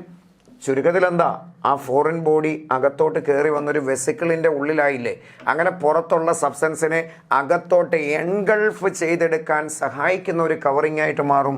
So engulfing of food material from outside environment. Engulfing of food materials from outside. Okay, അതിന് വിളിക്കുന്ന പേരാണ് എൻഡോസൈറ്റോസിസ്. ഞാൻ പറഞ്ഞ പോലെ ബയോളജിക്കലി നമ്മൾ വേർഡിൻ്റെ മീനിങ് ഒക്കെ ഐഡിയ കിട്ടിയാൽ പെട്ടെന്ന് പഠിക്കാൻ എളുപ്പമാണ്. എൻഡോ എന്ന് വെച്ചാൽ അകത്തോട്ട്, സൈറ്റോസ് എന്ന് വെച്ചാൽ സൈറ്റോപ്ലാസം സെല്ല്. സോ സെല്ലിൻ്റെ ഉള്ളിലേക്ക് കമ്പോണൻ്റ് എൻഗൾഫ് ചെയ്തെടുക്കുക, ഫുഡിനെ ക്യാപ്ചർ ചെയ്യുക. ഇങ്ങനെയാണ് അമീബ ഇര പിടിച്ചത്. കോമഡിയുടെ ആൻസർ അതാ. അതിൻ്റെ ബോഡിയുടെ അടുത്തേക്ക് ഒരു ഫോറിൻ ബോഡി വന്നാൽ അതിൻ്റെ സെല്ലിൻ്റെ മെമ്പറൈൻ അതിന് ചുറ്റിനും ഇങ്ങനെ കവർ ചെയ്ത് വരും, വേലി കെട്ടും, പുറത്തോട്ട് ഇറക്കി വിടുന്നില്ല. അത് പിന്നെ ഒരു സെപ്പറേറ്റ് വെസിക്കിൾ പോലെ ആവും. സോ അതിനനുസരിച്ച് ബോഡിയുടെ ഷേപ്പ് ഇങ്ങനെ മാറിക്കൊണ്ടിരിക്കും. പ്രത്യേകിച്ച് ഷേപ്പ് ഇല്ലാത്ത ആൾ അമീബ. സോ ഇങ്ങനെ ഒരു ഔട്ട്സൈഡ് എൻവയോൺമെൻറ്റും പുറത്തെ സെല്ലിൻ്റെ കണ്ടൻറ്റും സെല്ലിൻ്റെ ഉള്ളിലുള്ള എൻവയോൺമെൻറ്റുമായിട്ട് എക്സ്ചേഞ്ചിങ്ങിനെ കൺട്രോൾ ചെയ്യും. ഫുഡ് മെറ്റീരിയൽ എൻഗൾഫ് ചെയ്യാൻ ഈ സെല്ലിൻ്റെ മെമ്പറൈൻ്റെ ഇൻവാജിനേഷൻ്റെ കണ്ടീഷൻ സഹായിക്കും. That process endocytosis. അകത്തോട്ട് സബ്സ്റ്റൻസ് എടുത്തുന്ന സെല്ലിൻ്റെ ചുറ്റിനും ഒരു പ്രൊട്ടക്റ്റീവ് കവറിംഗ് ആയിട്ട് മാറും. So these are the functions. അതിൽ ഏറ്റവും പ്രധാനപ്പെട്ട ഒരു കാര്യം നമുക്കറിയാം, എന്താ? സെല്ലിൻ്റെ പെർമിയബിലിറ്റിയാണ്. അയാൾ സെലക്റ്റീവ്ലി പെർമിയബിളാണ്. അതിനനുസരിച്ചിട്ട് സബ്സ്റ്റൻസിൻ്റെ മൂവ്മെൻറ്റിനെ ഇത് കൺട്രോൾ ചെയ്യാൻ പറ്റും. ഡിഫ്യൂഷൻ എന്നോ ഓസ്മോസിസ് എന്നോ എന്നുള്ള പ്രോസസ്സ് വഴി കൺട്രോൾ ചെയ്യപ്പെടുന്നുണ്ട്. അപ്പോൾ നമുക്ക് സെല്ലിൻ്റെ മെമ്പറിൻ്റെ ഉള്ളിലേക്ക് അല്ലെങ്കിൽ ഔട്ടറിലേക്ക് സബ്സ്റ്റൻസിൻ്റെ ട്രാൻസ്പോർട്ടേഷൻ നടക്കുന്ന ആ മെക്കാനിസത്തെ കൂടെ ഒന്ന് പരിചയപ്പെടണം. ടെക്സ്റ്റിൽ നമുക്ക് പറയുന്നുണ്ട് ഡിഫ്യൂഷനും ഓസ്മോസും എന്താണെന്നൊന്ന് മനസ്സിലാക്കാനൊക്കെ ഒരു ഐഡിയ പറയുന്നുണ്ട്. അതുമായിട്ട് ബന്ധപ്പെട്ട് ചില ക്വസ്റ്റ്യനും ഒക്കെ ചോദിക്കുന്നുണ്ട്. ആക്ടിവിറ്റിക്കകത്ത് ടെക്സ്റ്റ് ബുക്കിനകത്ത് പറയുന്നതൊക്കെ ഉണ്ട്. അത് നമ്മൾ ക്വസ്റ്റ്യൻ ഡിസ്കസ് ചെയ്യും ചാപ്റ്റർ ബേസ് ചെയ്തിട്ട്. അന്നേരം ഇപ്പം നമുക്ക് പറയാം. പക്ഷേ ഉള്ള ആൻസറിനുള്ള തിയറി നമുക്കിപ്പോൾ കേൾക്കുകയും ചെയ്യാം. സോ നെക്സ്റ്റ് ആ ഡീറ്റെയിലേക്ക് വരുന്നു. Diffusion, first one. What you mean by diffusion? It's a type of movement in living cells. പ്ലാന്റിൻ്റെ ബോഡിയിൽ അല്ലെ ആനിമൽ ബോഡിയിലൊക്കെ സബ്സ്റ്റൻസിൻ്റെ മൂവ്മെൻറ്റ് നടക്കാനുള്ള ഒരു മെക്കാനിസമാണ് ഡിഫ്യൂഷൻ. നിങ്ങളിവിടെ ഈ ഒരു ഫിഗർ ശ്രദ്ധിച്ചോ? ഈ ഡോട്ടഡ് കണ്ടീഷൻ പോലെ റെഡ് കളറിൽ കാണുന്നില്ലേ? സോ ഇവിടെ ഒരു 5-8 കാണിച്ചിട്ടുണ്ട്, ഇവിടെ ഒരു 3 കാണിച്ചിട്ടുണ്ട്. അതായത് അതിൻ്റെ ഉദ്ദേശം ഈ സൈഡിൽ ഇതിൻ്റെ അളവ് കൂടുതൽ, ഇവിടെ കുറവാണ്. കോൺസെൻട്രേഷൻ എന്നുള്ള ലെവലിലാണ് നമ്മൾ കാണിക്കുന്നത്. ഒരു സ്ഥലത്ത് ഹൈ കോൺസെൻട്രേഷനും ഒരു സ്ഥലത്ത് ലോ കോൺസെൻട്രേഷനും ഉണ്ടെങ്കിൽ എല്ലാവരും എപ്പോഴും ശ്രമിക്കുന്നത് ബാലൻസ് ചെയ്യാനാണ്, അല്ലേ? ആ ബാലൻസിങ്ങിൻ്റെ ഭാഗമായിട്ട് കോൺസെൻട്രേഷൻ കൂടുതലുള്ള സ്ഥലത്ത് നിന്ന് കുറഞ്ഞ സ്ഥലത്തേക്ക് സബ്സ്റ്റൻസ് മൂവ് ചെയ്യും. That movement is known as diffusion. ആരുടെ മൂവ്മെൻറ്റാ? Any substance. ഗ്യാസ് ആവാം, ലിക്വിഡ് ആകാം, സോളിഡ് ആകാം. So diffusion is defined as movement of any substances from their higher concentration to lower concentration. So anyway, നിങ്ങൾ ശ്രദ്ധിച്ചേ, എന്താ diffusion? It is the movement of substances. Movement of substances from എവിടെ നിന്ന് എങ്ങോട്ടാ? Higher concentration to lower concentration. ആരുടെ movement? It is gas ആകാം, liquid ആകാം, സോളിഡും ആകാം. പക്ഷെ സോളിഡിലേക്ക് എത്തുമ്പോൾ ഇല്ലയെന്ന് വേണമെങ്കിൽ നമുക്ക് പറയാൻ പറ്റും. ഗ്യാസിൻ്റെ കേസിൽ അത് സ്പീഡ് കൂടുതൽ, ലിക്വിഡിലെത്തുമ്പോൾ കുറച്ചുകൂടെ കുറയും, സോളിഡിലെത്തുമ്പോൾ വേണേൽ ഇല്ല എന്ന് പറയത്തക്ക രീതി കുറവാണ്. ഫോർ എക്സാമ്പിളേ, നമുക്കൊക്കെ അറിയാം, നമ്മൾ ഉപയോഗിക്കുന്ന പെർഫ്യൂമിൻ്റെ ബോട്ടിലില്ലേ, ഒരു പെർഫ്യൂമിൻ്റെ ബോട്ടിൽ അടപ്പ് തുറന്ന് മേശപ്പുറത്ത് വെച്ചേക്കണം. നമ്മളിപ്പോൾ വെച്ചിട്ട് പോയാൽ നാളെ വന്ന് നോക്കുകയാണെങ്കിൽ ആ ബോട്ടിൽ കാലിയായിട്ടിരിക്കുന്നത് കാണാൻ പറ്റും. എന്തുകൊണ്ടാണ്? പെർഫ്യൂമിന് വോളറ്റൈൽ കപ്പാസിറ്റി ഉണ്ട്, ഇവാപ്പറേറ്റ് ചെയ്ത് പോകാൻ പറ്റും. അപ്പോൾ കുപ്പിയുടെ ഉള്ളിൽ പെർഫ്യൂമിൻ്റെ കോൺസെൻട്രേഷൻ കൂടുതലല്ലേ, പുറത്തെ റൂമിൽ കുറവാണ്. സോ കോൺസെൻട്രേഷൻ കൂടിയിടത്ത് നിന്ന് കുറഞ്ഞിടത്തേക്ക് തന്നെ വേപ്പറായിട്ട് പോകും. ആ പ്രോസസ്സിൻ്റെ പേരും ഡിഫ്യൂഷനാണ്. അല്ലെങ്കിൽ ഒരു സ്ഥലത്ത് കോൺസെൻട്രേഷൻ കൂടുതലുണ്ട്, കുറവുണ്ട്, ലിക്വിഡിനാണ് ആണെങ്കിൽ കൂടിയിടത്ത് നിന്ന് കുറഞ്ഞിടത്തേക്ക് പോകും. ബാലൻസ് ചെയ്ത് ഈക്വലിബ്രിയത്തിൽ ഇങ്ങനെ മെയിൻറ്റെയിൻ ചെയ്ത് നിൽക്കാനാണ് എല്ലാ സിസ്റ്റവും എപ്പോഴും ശ്രമിക്കുന്നത്. സോ അതിൻ്റെ ഭാഗമായിട്ട് കൂടിയിടത്തു നിന്ന് കുറഞ്ഞിടത്തേക്ക് പോകാം. അങ്ങനെ ഏത് സബ്സ്റ്റൻസും കോൺസെൻട്രേഷൻ കൂടിയിടത്ത് നിന്ന് കുറഞ്ഞിടത്തേക്ക് പോകുന്ന ഫിനോമിനന് വിളിക്കുന്ന പേരാ ഡിഫ്യൂഷൻ. ഒരു സെല്ലിൻ്റെ ഉള്ളിലേക്ക് സബ്സ്റ്റൻസ് കയറാനുള്ള ഒരു കാരണമായത്. സോ ഫോർ എക്സാമ്പിൾ, നിങ്ങൾ ശ്രദ്ധിച്ചേ, ഞാനിവിടെ ഒരു സെല്ല് കാണിക്കാം. ഇതൊരു സെല്ലാണ്, ഇത് തൊട്ടടുത്ത വേറൊരു സെല്ലാണ്. ഈ 2 സെല്ല് കമ്പയർ ചെയ്യുമ്പോൾ 2 സെല്ലിൻ്റെ ഉള്ളിലും വെള്ളവും ഉണ്ട്, ഏതെങ്കിലുമൊക്കെ സോളിഡ് സബ്സ്റ്റൻസും ന്യൂട്രിയൻറ്റും ഒക്കെ ഉണ്ടാവാം. പക്ഷേ അതിൻ്റെ കോൺസെൻട്രേഷൻ ഇവിടെ കൂടുതലും ഇവിടെ കുറവുമാണെന്ന് വിചാരിക്കുക. അങ്ങനെയാണെങ്കിൽ ഇയാൾക്കൊരു ഡെഫിഷ്യൻസി ഇല്ലേ, കുറച്ച് കുറവില്ലേ, പക്ഷെ ഇയാൾക്ക് കൂടുതലുമല്ലേ. അപ്പോൾ ഇവിടെ വെള്ളത്തിൻ്റെ കോൺസെൻട്രേഷൻ കൂടുതലാണെങ്കിൽ ഇവിടെ നിന്ന് ഇങ്ങോട്ട് പോകും, എന്നിട്ട് ഒരുപോലെ നിൽക്കാൻ ശ്രമിക്കും. ആ പ്രോസസ്സിന് കാരണമാകുന്ന ഒരു ഇവൻ്റാണ്, ഒരു ഫിനോമിനനാണ് ഡിഫ്യൂഷൻ.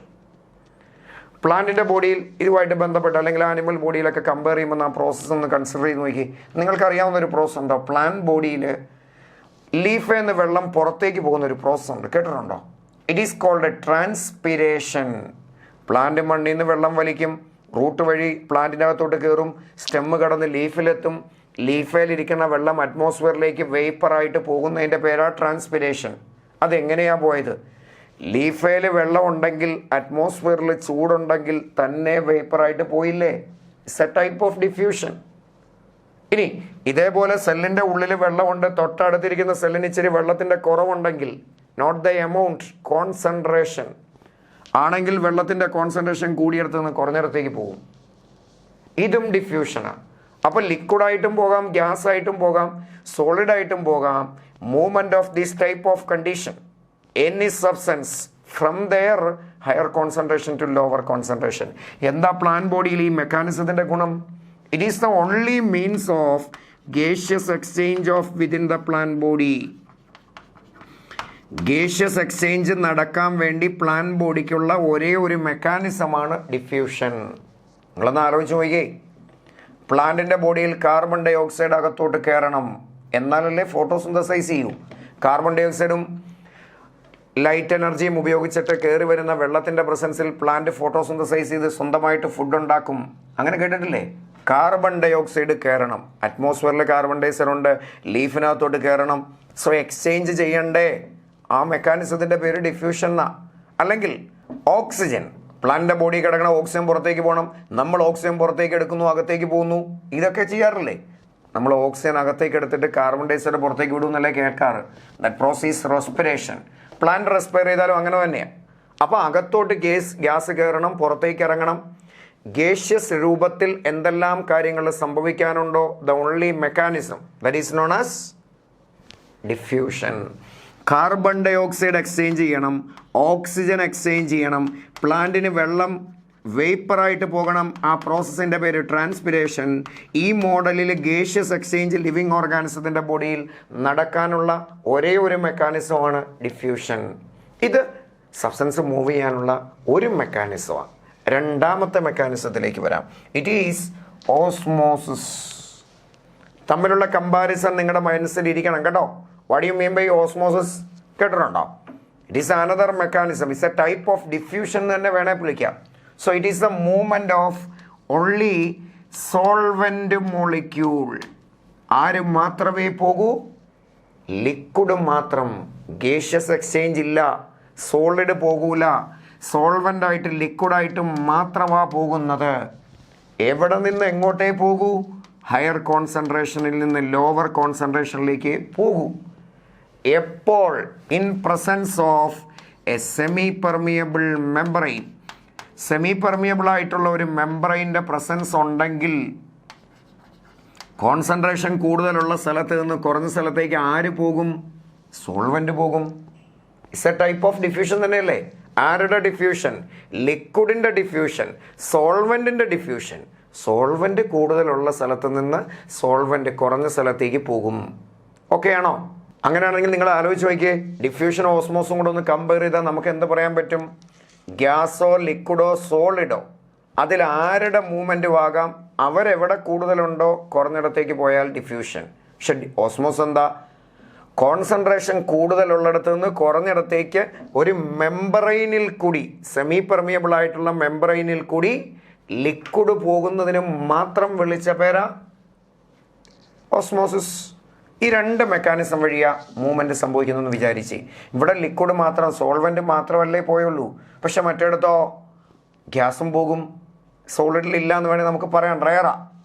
അപ്പോൾ ഗ്യാസ് ആയിട്ട് പോകാനുള്ള ഒരു മെക്കാനിസം നമ്മൾ നേരത്തെ കേട്ട ഡിഫ്യൂഷൻ മാത്രമല്ലേ ഉള്ളൂ. ഓസ്മോസിൽ ഗ്യാസ് പോകുമെന്ന് പറയാൻ പറ്റുമോ? ഇല്ല. ഇതെന്താണ്? ഒരു ഐഡിയ കിട്ടിയോ? ഞാൻ ഒരു എക്സാമ്പിൾ കാണിക്കാം. നിങ്ങളിവിടെ ആദ്യം ഒരു കാര്യം മനസ്സിലിരിക്കണം. സെമി പെർമിയബിൾ മെമ്പറൈൻ്റെ പ്രസൻസ് ഉണ്ടെങ്കിലേ എന്ത് സംഭവിക്കൂ? ഓസ്മോസിസ് സംഭവിക്കൂ. രണ്ട്, കോൺസെൻട്രേഷൻ്റെ ഡിഫറൻസ് വേണം, ഹൈ ടു ലോ വേണം, ബാലൻസ്ഡാണ്, രണ്ടിടത്തും ഒരുപോലെ. അങ്ങനെയാണെങ്കിൽ ഒന്നും സംഭവിക്കൂല. നിങ്ങൾ ചുമ്മാ ഒന്ന് ആലോചിച്ച് നോക്കിയേ, രണ്ട് പേര് തമ്മിൽ ഇങ്ങനെ പഞ്ചകുസ്തി പിടിക്കുന്ന പോലെ, അല്ലെങ്കിൽ അങ്ങോട്ടും ഇങ്ങോട്ടും പിടിച്ച് തള്ളുക, ഞാനിങ്ങനെ പിടിച്ചിട്ട് തള്ളുക ഒരാൾ, അവിടെ നിന്ന് ഈ രണ്ട് കൈ വെച്ചിട്ട് വേറൊരാൾ തള്ളുക, എങ്ങോട്ട് പോകണം? രണ്ടുപേരും ഒരേ സൈസിൽ പവറിലാണെങ്കിൽ ഇങ്ങനെ സ്റ്റഡി ആയിട്ട് നിൽക്കും. പക്ഷേ എനിക്കിച്ചിരി പവർ കൂടുതലാണെങ്കിലോ, കൊച്ചു പിള്ളേരുമായിട്ടാണ് തള്ളുന്നതെങ്കിൽ ഞാൻ അങ്ങോട്ട് തള്ളിക്കൊണ്ട് പോകും. എന്നാൽ നല്ല ഒരു ജിമ്മനാണ് നിൽക്കുന്നത്, അങ്ങനെയാണെങ്കിൽ എന്നെയും തള്ളിക്കൊണ്ട് ഇങ്ങോട്ട് പുറത്തോട്ട് പോവുകയല്ലേ ഉള്ളൂ. സോ ഇത് തന്നെ ഏകദേശം ഒരു ഐഡിയ നമ്മളിവിടെ ആലോചിച്ച് നോക്കുമ്പോൾ മനസ്സിലാവുന്നതാ. കോൺസെൻട്രേഷൻ്റെ ഡിഫറൻസ് വേണം. ആ ഡിഫറൻസിന് വിളിക്കുന്ന പേരെന്താണെന്നറിയോ? കോൺസെൻട്രേഷൻ ഗ്രേഡിയൻ്റ് എന്ന. അപ്പോൾ ഒരു ഗ്രേഡിയൻ്റ് പ്രസൻ്റ് ആണെങ്കിൽ, കോൺസെൻട്രേഷൻ്റെ ഡിഫറൻസ് പ്രസൻസ് ആണെങ്കിൽ, അതിൻ്റെ ഇടയ്ക്ക് ഒരു മെമ്പറൈൻ്റെ പ്രസൻസും ഉണ്ടെങ്കിൽ ആര് പോയിരിക്കും? സോൾവെൻ്റ് പോയിരിക്കും. നിങ്ങളൊന്ന് ആലോചിച്ച് നോക്കിയാൽ ഞാനിവിടെ ഒരു എക്സാമ്പിൾ കാണിക്കാൻ പോവാം. ഒരു സിസ്റ്റം, അതിൻ്റെ നടുക്കൂട് ഞാനിങ്ങനെ ഒരു കണ്ടീഷൻ കാണിച്ചു. ഇനി നിങ്ങൾ ആലോചിച്ചേ, ഞാൻ ലേബൽ ചെയ്യുന്നു, ഇത് എ, ഇത് ബി. രണ്ടിടത്തും ഞാൻ എന്നെ അടുത്തെന്നറിയോ? വാട്ടർ എടുത്തു. ഈ രണ്ട് സ്ഥലങ്ങളിലും വെള്ളമുണ്ട്, ശ്രദ്ധിച്ചോ. പക്ഷേ ആദ്യത്തെ സ്ഥലത്ത് 1 ലിറ്റർ വെള്ളം, രണ്ടാമത്തെ സ്ഥലത്തും 1 ലിറ്റർ വെള്ളം. 1 ലിറ്റർ വെള്ളത്തിൽ വെള്ളം മാത്രമാണ്, ദാറ്റ് മീൻസ് പ്യുവർ വാട്ടർ, വേറെ ഒന്നുമില്ല, ഡിസ്റ്റിൽഡ് വാട്ടർ എടുത്തേ. രണ്ടാമത്തെ സിറ്റുവേഷനിലോ 1 ലിറ്റർ വെള്ളത്തിൽ ഞാൻ 1 കിലോഗ്രാം സൊല്യൂട്ടും കൂടി ഇട്ടു, അല്ലെ ഒരു 10 ഗ്രാം ഇട്ടു, എത്രയും വാട്ടെ, ഞാൻ കുറച്ച് ഉപ്പും കൂടി ഇട്ടു, അല്ലെ കുറച്ച് പഞ്ചസാര ഇട്ടു, ഷുഗർ ഇട്ടു. അപ്പോൾ ഇതെന്തുവാ? ഇതൊരു ഷുഗർ സൊല്യൂഷനാണ്. സപ്പോസ് പഞ്ചസാര ആയിട്ടുമെങ്കിൽ ഷുഗർ സൊല്യൂഷനാണ്. പക്ഷെ ലെഫ്റ്റ് സൈഡിൽ വെച്ചിരിക്കുന്നത് എന്താ? വാട്ടറാണ്, പ്യുവർ വാട്ടർ അല്ലേ? ഇതൊരു കെമിക്കൽ പ്രോസസ്സാണ്. ബയോളജിക്കലി ആ കെമിക്കൽ പ്രോസസ്സിൻ്റെ പ്രിൻസിപ്പിളാണ് വർക്ക് ചെയ്യണത്. നിങ്ങൾ ആലോചിക്കൂ, അങ്ങനെ ഒരു 2 സിസ്റ്റം ഉണ്ട്. ഇനി ഇവരെ രണ്ടുപേരെയും സെപ്പറേറ്റ് ചെയ്തിട്ട് ഇടയ്ക്കൂടെ ഒരു മെമ്പറൈൻ വെച്ചിട്ടുണ്ട്. ആ മെമ്പറൈൻ എങ്ങനെയാ? സെമി പെർമിയബിൾ മെമ്പറൈൻ ആണ്. അപ്പം നിങ്ങളുടെ മനസ്സിൽ ഐഡിയ ഉണ്ടാകണം, എന്താണ് സെമി പെർമിയബിൾ മെമ്പറൈൻ. ഞാൻ ഈ പ്രോസസ്സ് കംപ്ലീറ്റ് ചെയ്യുന്നതിന് മുമ്പ് മെമ്പറൈനിലേക്കൊന്ന് വരാം. നിങ്ങൾ ശ്രദ്ധിച്ചേ, സബ്സ്റ്റൻസ് ഇപ്പോൾ സപ്പോസ് നമ്മൾ പറയുക സോൾവെൻ്റ് ഉണ്ട്, സോളിഡ് ഉണ്ട്, സൊല്യൂട്ട് ഉണ്ട്. ഓക്കെ, ഇത് രണ്ടും കടന്നു പോകുന്ന മെമ്പറൈൻ ആണെങ്കിൽ അതിൻ്റെ പേര് ഫ്രീലി പെർമിയബിൾ. ഇനി സോൾവെൻ്റ് കൊണ്ട് സൊല്യൂട്ട് കൊണ്ട് രണ്ടിനെയും കടത്തി വിടുകയില്ല എങ്കിൽ ആ മെമ്പറൈൻ്റെ പേര് ഇംപെർമിയബിൾ. ഐഡിയ കിട്ടിയോ? ഇനി സോൾവെൻറ്റും സൊല്യൂട്ടും അല്ലേ ഉള്ളേ, അതിൽ പകുതി കടത്തി വിടുന്നതിനെ വിളിക്കേണ്ട പേരാ സെമി. നമുക്കതാ അറിയേണ്ടത്. എന്ന് വെച്ചാൽ സോൾവെൻ്റ് കടത്തും, സൊല്യൂട്ട് കടത്തി വിടുകയല്ല. പകുതിയല്ലേ വിട്ടുള്ളൂ. രണ്ടുപേരെയും ഒരു മെമ്പറൈനിൽ കൂടെ കടത്തി വിട്ടാൽ ഫ്രീലി പെർമിയബിൾ ആണ്. രണ്ടുപേരെയും തടഞ്ഞു വെച്ചാൽ ഞാൻ പറഞ്ഞു പ്ലാസ്റ്റിക് പോലെയൊക്കെ ഇംപെർമിയബിൾ ആണ്. വെള്ളം കടത്തി വിടും, പക്ഷെ സോളിഡ് പോകാൻ സമ്മതിക്കുകയില്ല. അങ്ങനെയാണെങ്കിൽ പേരെന്നാ? Semi permeable. അപ്പോൾ ഒരു കാര്യം മനസ്സിരിക്കണം, സെമി പെർമിയബിൾ മെമ്പറൈൻ വെച്ചാൽ ആരേ പോകൂ? സോൾവെൻ്റ് മാത്രം, ലിക്വിഡ് മാത്രമല്ലേ പോകൂ. അതാ ഈ പ്രോസസ്സിൻ്റെ ഡെഫിനിഷൻ തന്നെ. സെമി പെർമിയബിൾ മെമ്പറൈൻ്റെ പ്രസൻസ് ഉണ്ടെങ്കിൽ സോൾവെൻ്റ് ഉള്ളിന്നേ പറയാൻ പറ്റൂ. ഇനി ഒരെണ്ണം കൂടെ ഉണ്ട് അതിൻ്റെ കൂടെ, സെലക്റ്റീവ്ലി പെർമിയബിൾ എന്ന് വെച്ചാൽ സോൾവെൻ്റ് പോകും, സെലക്റ്റഡ് ആയിട്ട് ചില സൊല്യൂട്ടും കൂടെ വിട്ടെന്നിരിക്കും. അപ്പോൾ അതിൻ്റെ പേര് സെലക്റ്റീവ്ലി പെർമിയബിൾ നമ്മൾ വിളിക്കും. ഓക്കെ, അപ്പോൾ ഒരു സെമി പെർമിയബിൾ മെമ്പറൈൻ എന്ന് വെച്ചാൽ ഈ മെമ്പറൈനെ ക്രോസ് ചെയ്തിട്ട് അങ്ങോട്ടും ഇങ്ങോട്ടും ഒക്കെ സബ്സ്റ്റൻസിന് പോകാം. പക്ഷെ ലെഫ്റ്റ് സൈഡിൽ എ എന്ന് പറയുന്ന സിറ്റുവേഷനിൽ പ്യുവർ വാട്ടറാണ്, 100% വാട്ടറാണ്, വാട്ടറിൻ്റെ കോൺസെൻട്രേഷൻ മാക്സിമമാണ്. രണ്ടാമത്തെ സിറ്റുവേഷനിലോ 1 ലിറ്റർ വെള്ളത്തിൽ 1 കിലോ സൊല്യൂട്ട് ഇട്ടിരിക്കുക. അപ്പോൾ വാട്ടറിൻ്റെ കോൺസെൻട്രേഷൻ പ്യുവർ ആണോ? പ്യുവർ വാട്ടർ ആണോ? 100% അല്ല, ഒരു 50-50 പോലെ. കാരണം വെള്ളവും ഉണ്ട്, സൊല്യൂട്ടും ഉണ്ട്. അങ്ങനെയാണെങ്കിൽ നിങ്ങൾ ആലോചിക്കാൻ ഞാൻ പറഞ്ഞ കാര്യം എന്താണ്? എമൗണ്ട് അല്ല ഉദ്ദേശിച്ചത്. ഇവിടെയും 1 ലിറ്റർ വെള്ളമാണ്, ഇവിടെയും 1 ലിറ്റർ വെള്ളമാണ്. രണ്ടിടത്തും വെള്ളത്തിൻ്റെ അളവ് സെയിമാണ്. നമ്മുടെ ഉദ്ദേശം അതല്ല, കോൺസെൻട്രേഷന്. കോൺസെൻട്രേഷൻ്റെ ഡിഫറൻസ് മീൻസ് ഇവിടെ 1 ലിറ്റർ വെള്ളത്തിൽ 100% വെള്ളം തന്നെയാണ്. പക്ഷെ ഇവിടെ ഒരു 50 ലെവലിലേക്ക് മാറി, കാരണം അവിടെ കുറച്ച് ബാലൻസ് ചെയ്യാനായിട്ട് സൊല്യൂട്ടൂടെ കൊണ്ടുവന്നു. അങ്ങനെയാണെങ്കിൽ ഇവിടെ വെള്ളമുണ്ട്, സൊല്യൂട്ട് ഉള്ളതുകൊണ്ട് വെള്ളത്തിൻ്റെ കോൺസെൻട്രേഷൻ കുറഞ്ഞു പോവല്ലേ ചെയ്യണേ. എങ്കിൽ ഇവിടെ വെള്ളത്തിൻ്റെ കോൺസെൻട്രേഷൻ കൂടുതലും ഇവിടെ വെള്ളത്തിൻ്റെ കോൺസെൻട്രേഷൻ കുറവെന്നല്ലേ നമ്മൾ പറയേണ്ടത്. ഈ കോൺസെൻട്രേഷൻ്റെ ഡിഫറൻസിന് വിളിക്കുന്ന പേരാണ് കോൺസെൻട്രേഷൻ ഗ്രേഡിയൻറ്റ്. അങ്ങനെ രണ്ട് സൈഡും തമ്മിലൊരു കോൺസെൻട്രേഷൻ്റെ ഡിഫറൻസ് ഉണ്ട് എങ്കിൽ നമ്മൾ കണ്ടു അതുണ്ടായിരിക്കണം ആ കോൺസെൻട്രേഷൻ ഡിഫറൻസ്. അവരെ തമ്മിൽ സെപ്പറേറ്റ് ചെയ്തിട്ട് ഒരു മെമ്പറൈനും വെച്ചിട്ടുണ്ടെങ്കിൽ അത് ഏത് മെമ്പറൈനാ? സെമി പെർമിയബിളാ. അയാൾ ആരെ കടത്തു? ലിക്വിഡിനെ മാത്രമേ കടത്തൂ, സോളിഡിനെ കടത്തി വിടുകയില്ല. അപ്പോൾ ലിക്വിഡിനെ കുറിച്ച് സംസാരിച്ചാൽ മതി. എവിടെ നിന്ന് എങ്ങോട്ട് പോകും? കോൺസെൻട്രേഷൻ കൂടിയിടത്ത് നിന്ന് കുറഞ്ഞിടത്തേക്ക്. എവിടെ ലിക്വിഡ് കൂടുതൽ? എയിൽ. എവിടെ കുറവാ? ബിയിൽ. അപ്പോൾ എയിലെ ലിക്വിഡ് ബിയിലേക്ക് പോകും. That process is known as osmosis. So osmosis is the movement of only solvent molecule through a semi-permeable membrane from higher solvent to low solvent concentration. നിങ്ങളൊന്ന് വെറുതെ ആലോചിച്ച് നോക്കിയാൽ, ഞാൻ പറഞ്ഞു രണ്ടിടത്തും വെള്ളത്തിൻ്റെ എമൗണ്ട് സെയിമാണ്, പക്ഷേ കോൺസെൻട്രേഷനാ ഡിഫറൻസ് എന്ന് പറഞ്ഞ്. ഇവിടെ 1 ലിറ്റർ വെള്ളത്തിൽ 1 കിലോ സൊല്യൂട്ടും, ഇവിടെ 2 ലിറ്റർ വെള്ളത്തിൽ 2 കിലോ സൊല്യൂട്ടും ആണെങ്കിൽ എമൗണ്ട് വ്യത്യാസമാണ്, പക്ഷേ കോൺസെൻട്രേഷൻ സെയിമാണ് അല്ലേ? നമ്മൾ കോൺസെൻട്രേഷനെ കുറിച്ചാണ് സംസാരിക്കണേ. അപ്പോൾ കോൺസെൻട്രേഷൻ്റെ ഡിഫറൻസ് ഇങ്ങനെ ഉണ്ടായാൽ എവിടാണോ വെള്ളം കൂടുതൽ കുറഞ്ഞിടത്തേക്ക് പോകും. ഞാൻ മുമ്പേ പറഞ്ഞ ഫോഴ്സ് അപ്ലൈ ചെയ്ത പോലെ ആ ഒരു സിറ്റുവേഷനാണ് ഇവിടെ ഒരു ഫിഗറായിട്ട് ഞാൻ കാണിച്ചിരിക്കുന്നത്. കണ്ടോ? നിങ്ങളിവിടെ ശ്രദ്ധിച്ചേ, ദാ ഇവിടെ ഒരു വെള്ളത്തിൻ്റെ അവൈലബിലിറ്റി ഉണ്ട്, ഇവിടെയും ഉണ്ട്. അതിൽ ലെഫ്റ്റ് സൈഡിൽ പ്യുവർ വാട്ടറും റൈറ്റ് സൈഡിൽ സൊല്യൂഷനുമായിട്ടാണ് ഞാൻ കാണിച്ചിരിക്കുന്നത്. രണ്ടുപേരെയും കൂടെ സെപ്പറേറ്റ് ചെയ്തിട്ട് ഇടയ്ക്കൂടെ ഒരു സെമി പെർമിയബിൾ മെമ്പറൈൻ ഇങ്ങനെ വെച്ചു. അങ്ങനെയാണെങ്കിൽ ഒരു സ്ഥലത്ത് 100% വാട്ടറും ഒരു സ്ഥലത്ത് ഡൈലൂട്ടായിട്ട് സൊല്യൂഷനും അല്ലേ, എങ്കിൽ വെള്ളത്തിൻ്റെ കോൺസെൻട്രേഷൻ കൂടിയിടത്ത് നിന്ന് കുറഞ്ഞിടത്തേക്ക് പോകും. ശരിയാണോ? നിങ്ങൾ നോക്കിയേ, ഇവിടെയുള്ള വെള്ളം ഇങ്ങോട്ട് പാസ് ചെയ്ത ഈ ബീക്കറിലെ വെള്ളത്തിൻ്റെ അളവ് കൂടുവല്ലേ ചെയ്യണേ? അല്ലേ? ഇവിടെ വെള്ളത്തിൻ്റെ അളവ് കുറഞ്ഞും വരികയല്ലേ? അങ്ങനെ കുറഞ്ഞു വരുമ്പോൾ ഈ സിസ്റ്റം തമ്മിൽ ബാലൻസ്ഡാണ്.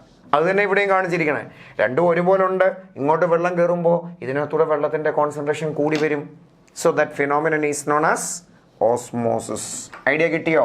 ഈ രണ്ട് കാര്യങ്ങളുണ്ട് നമ്മൾ കണ്ടേ. ഡിഫ്യൂഷൻ്റെ രൂപത്തിലും ഓസ്മോസിൻ്റെ രൂപത്തിലും സെല്ലിൻ്റെ ഔട്ടർ എൻവയോൺമെൻറ്റുമായിട്ട് അല്ലെങ്കിൽ വേറെ സെല്ലുകളുമായിട്ട് സെല്ലിൻ്റെ ഉള്ളിലുള്ള കണ്ടൻറ്റുമായിട്ട് എക്സ്ചേഞ്ച് ചെയ്യാനുള്ള മെക്കാനിസത്തെ കൺട്രോൾ ചെയ്യുന്നത് പ്ലാസ്മ മെംബ്രെയിനാണ് through diffusion and osmosis. Idea കിട്ടിയോ? അങ്ങനെയാണെങ്കിൽ നിങ്ങൾ ശ്രദ്ധിച്ചേ, നമ്മൾ കണ്ട രണ്ട് കാര്യങ്ങൾ നമ്മളൊന്ന് കമ്പയർ ചെയ്ത് നോക്കാം. First one is diffusion and second is osmosis. Diffusion ആരുടെ മൂവ്മെൻ്റ് ഓഫ് ഗ്യാസ് ആകാം, ലിക്വിഡ് ആകാം, സോളിഡും ആകാം. പക്ഷേ സോളിഡിന് ഇല്ല എന്ന് പറയത്തക്ക രീതി കുറവാണെന്ന് ഞാൻ പറഞ്ഞു. ഓസ്മോസിസിൽ ഓൺലി സോൾവെൻറ്റും മാത്രമേ പോകൂ.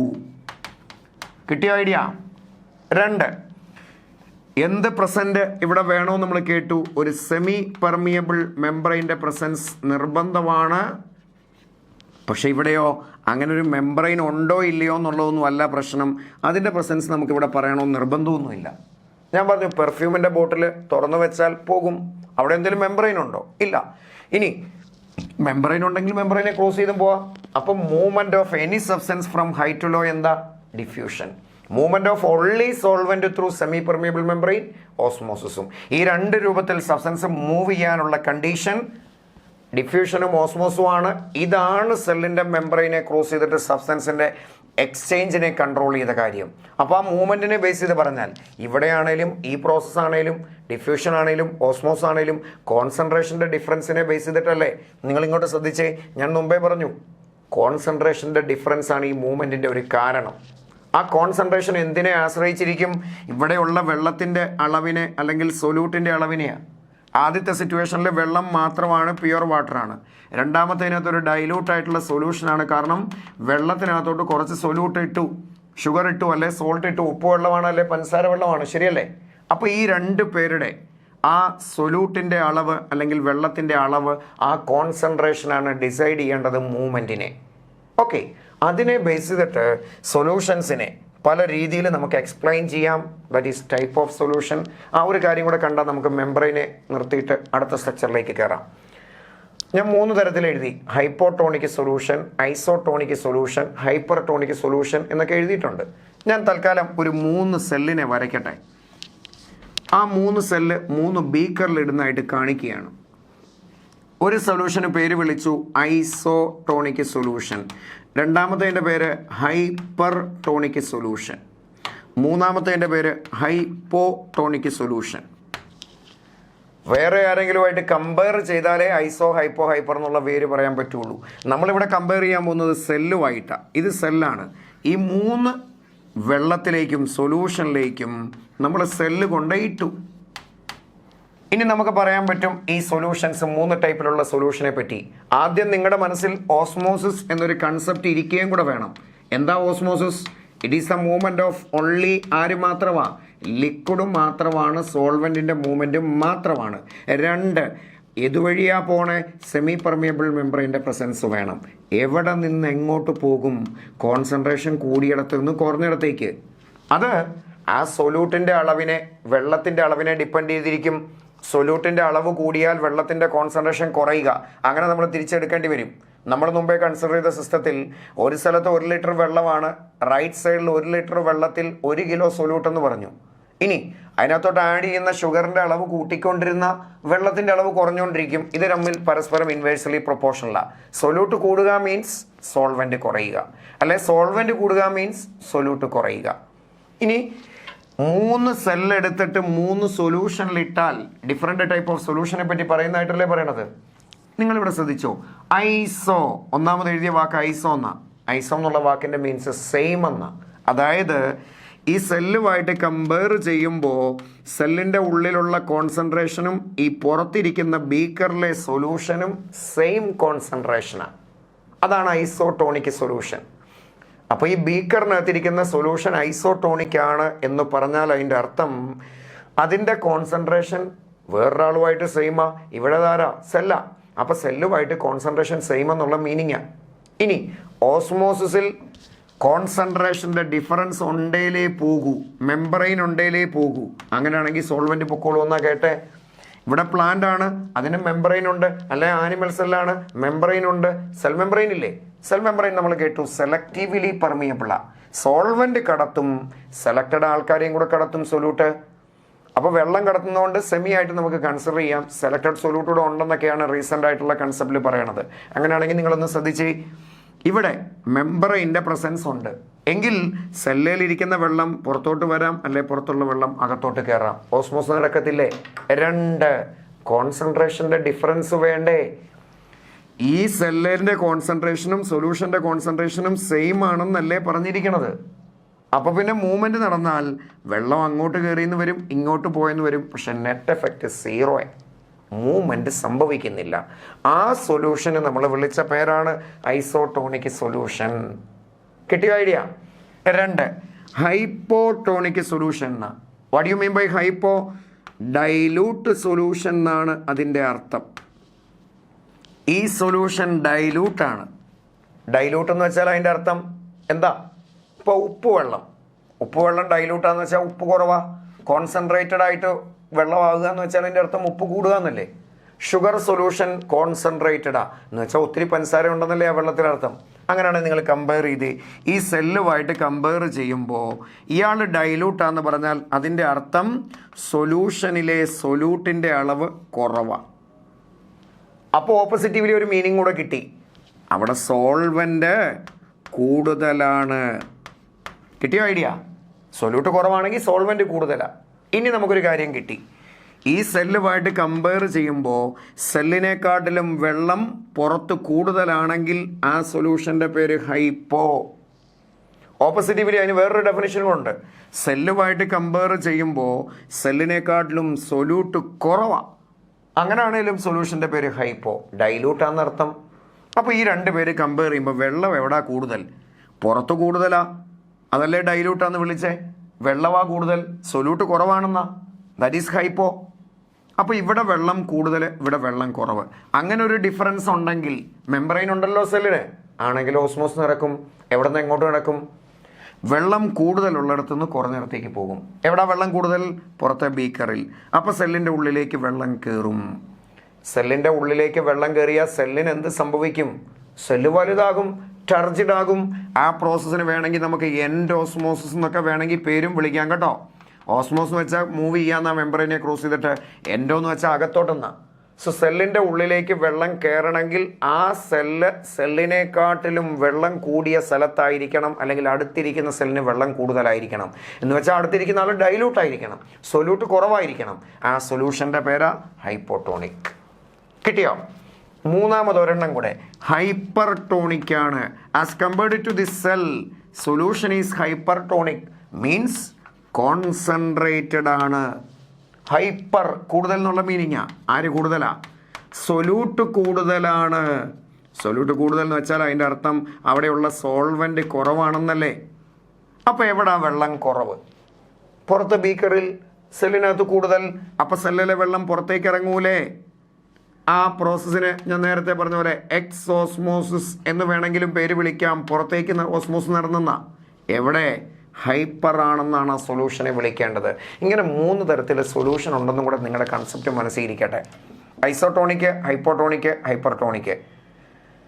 ഒരു സൊല്യൂഷൻ്റെ കോൺസെൻട്രേഷൻ സെല്ലിന് സിമിലർ ആണെങ്കിൽ ദാറ്റ് ഈസ് ഐസോട്ടോണിക്. അവിടെ ഒന്നും സംഭവിക്കില്ല, നെറ്റ് എഫക്റ്റിൽ സീറോയാ. ഹൈപ്പോട്ടോണിക് മീൻസ് ഡൈലൂട്ടാണ് ആസ് കമ്പയർഡ് ടു സെൽ.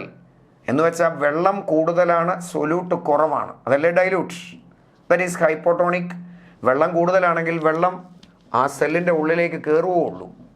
ഇനി ഒരു സെല്ല് ഹൈപ്പറിലാണെന്ന് വെച്ചാൽ ആ സൊല്യൂഷൻ ഹൈപ്പർ മീൻസ് അയാൾ കോൺസെൻട്രേറ്റഡ് ആണെന്നോ അവിടെ വെള്ളം കുറവാണെന്നോ സൊല്യൂട്ട് കൂടുതലാണെന്നോ ഒക്കെയാണ് അതിൻ്റെ മീനിങ്. അങ്ങനെയാണെങ്കിൽ സെല്ലിലെ വെള്ളം പുറത്തേക്ക് ഇറങ്ങും. പുറത്തേക്ക് ഇറങ്ങിയാൽ സെല്ല് ചുരുങ്ങും. ചുരുങ്ങുന്ന ഫിനോമിന ഒരു പേരുണ്ട്, നിങ്ങൾ കേട്ടിട്ടുണ്ടോ? പ്ലാസ്മോളിസിസ്. സോ ഇതൊക്കെ ഈ പ്രിൻസിപ്പിളിനെ ബേസ് ചെയ്തിട്ട് വർക്ക് ചെയ്യണതാണ്. നമുക്കറിയാം, നമ്മളെ വീടുകളിലൊക്കെ കാണുന്ന പല എക്സാമ്പിളുകളുമൊക്കെ ഈ എൻഡോസ്മോസോ എക്സോസ്മോസോ പോലുള്ള ഓസ്മോസിൻ്റെ പ്രിൻസിപ്പിൾ ബേസ് ചെയ്തിട്ട് വർക്ക് ചെയ്യുന്നുണ്ട്. നിങ്ങൾ ആലോചിച്ച് നോക്കിയാൽ, നിങ്ങൾ വീട്ടിൽ കണ്ടിട്ടുണ്ടോ അമ്മ കറി വെക്കാനൊക്കെ വേണ്ടിയിട്ട് അല്ലെങ്കിൽ അരയ്ക്കാനും ഒക്കെ വേണ്ടിയിട്ട് പയറും പരിപ്പും ഉഴുന്നും കടലയൊക്കെ വെള്ളത്തിയിടും. രാത്രിയിലെടുത്തൊരു പാത്രത്തിനകത്ത് കുറച്ച് വെള്ളം എടുത്തിട്ട് പയറോ പരിപ്പോ ഉഴുന്നോ കടലയൊക്കെ വെള്ളത്തിയിടും. രാവിലെ എടുത്ത് നോക്കുമ്പോൾ അതിൻ്റെ വലിപ്പം കൂടുന്നത് കണ്ടിട്ടുണ്ടോ? ദാറ്റ് മീൻസ് വെള്ളം അകത്തോട്ട് കയറി. കാരണം വെള്ളത്തിലല്ലേ കൊണ്ടുപോയിട്ടെ, വെള്ളം കൂടിയിടത്തല്ലേ കൊണ്ടുപോയിട്ടെ, വെള്ളം അകത്തോട്ട് കയറും. പക്ഷെ നിങ്ങൾ വേറൊരു എക്സാമ്പിൾ കണ്ടിട്ടുണ്ടോ? വീട്ടിലെ മാങ്ങ ഉപ്പിലിടാറുണ്ട്. എന്ത് സംഭവിക്കും? മാങ്ങ ഉപ്പിലിട്ട മാങ്ങ കുറേ നാൾ കഴിയുമ്പോൾ ഇങ്ങനെ ചുക്കി ചുളിഞ്ഞിരിക്കുന്നവർ ചെയ്യും, മാങ്ങയിലെ വെള്ളം പുറത്തേക്ക് പോയി എന്നാ. സോ അത് കോൺസെൻട്രേഷൻ, ഉപ്പിൻ്റെ പ്രസൻസ് അവിടെ കൂടുതലുള്ളതുകൊണ്ടാണ്. കാര്യം മനസ്സിലാകുന്നുണ്ടോ? ഈ ഒരു ഡിഫറൻസിൻ്റെ ബേസിസിലാണ് സെൽ മെമ്പറൈൻ മൂവ്മെൻറ്റിനെ കൺട്രോൾ ചെയ്തത് എന്നാണ് നമ്മൾ പറഞ്ഞത്. Is it clear? സോ സെല്ലിൻ്റെ സ്ട്രക്ചറുമായിട്ട് ബന്ധപ്പെട്ട കാര്യമാണ് നമ്മൾ പഠിക്കുന്നത്. ഒരെണ്ണം കഴിഞ്ഞു, സെൽ മെമ്പറൈൻ അല്ലെങ്കിൽ പ്ലാസ്മ മെമ്പറൈൻ. ഇനി എല്ലാവർക്കും അല്ല, അതിൻ്റെ ഡിഫറൻസും ഉണ്ട്. സെൽ മെമ്പറൈൻ കോമൺ അല്ലേ എല്ലാവർക്കും, പക്ഷെ ഡിഫറൻസിൻ്റെ പേരിലുള്ള അടുത്ത സ്ട്രക്ചറിലേക്ക് നമ്മൾ കയറുകയാണ്. Next one is cell wall. Idea കിട്ടുന്നുണ്ടോ? What you mean by cell wall? എല്ലാവർക്കും പ്രസൻ്റ് അല്ല, സെല്ലിൻ്റെ മെമ്പറൈൻ്റെയും ചുറ്റിലാണ്. ഞാനിവിടെ ഒരു പടം വരയ്ക്കട്ടെ. ഇതൊരു സെൽ മെമ്പറൈൻ ആണെന്ന് വിചാരിച്ച് ഇതിൻ്റെ ഔട്ടറിൽ കാണപ്പെടുന്ന മറ്റൊരു കവറിങ് ആണ്. അതെല്ലാ സെല്ലിനും കോമൺ അല്ല. പിന്നെ ആർക്കാ ഉള്ളേ? പ്ലാന്റിൻ്റെ സെല്ലിന് ഔട്ടറിൽ സെൽ വോൾ ഉണ്ട്. സോ അപ്പം ഞാനൊരു കാര്യം എഴുതാം. It is present in plant cell. Cell wall is present in plant cell. Indirectly അപ്പോൾ അതിൻ്റെ മീനിങ് എന്നാ? ആനിമലിലില്ല. പ്ലാന്റിന് മാത്രം ഉണ്ടെന്നല്ല കേട്ടോ, വേറെ പലർക്കും ഉണ്ട്. പ്ലാന്റ് പോലെ വേറൊരാൾ ഫംഗസ്, അയാൾക്ക് സെൽ വോൾ ഉണ്ട്. ബാക്ടീരിയ, അയാൾക്ക് സെൽ വോൾ ഉണ്ട്. സോ ഇവർക്കെല്ലാം സെൽ വോൾ ഉണ്ട്. ഓരോന്നിനും ഓരോരോ മെറ്റീരിയൽ വെച്ചാൽ ഉണ്ടാക്കിയിരിക്കുന്നതേ ഉള്ളൂ. ഓക്കെ, സോ അപ്പോൾ നമ്മളിവിടെ എടുത്തെഴുതണം. ആർക്ക് ആബ്സെൻറ്റാ? ആനിമൽ സെല്ലിന് ആബ്സെൻറ്റാ. ആനിമൽ സെല്ലിനും റെയറായിട്ട് എക്സെപ്ഷനിൽ കാണിക്കുന്ന ഈ 3 ഗ്രൂപ്പിലും വരുന്ന ചില ആൾക്കാർക്കൊക്കെ ആബ്സെൻ്റ് ആകാറുണ്ട്. ഞാൻ ബോർഡിൽ ഒരു പ്ലാന്റ് സെല്ലിൻ്റെയും ഒരു ആനിമൽ സെല്ലിൻ്റെയും പടമൊക്കെ കാണിച്ചിട്ടുണ്ട്.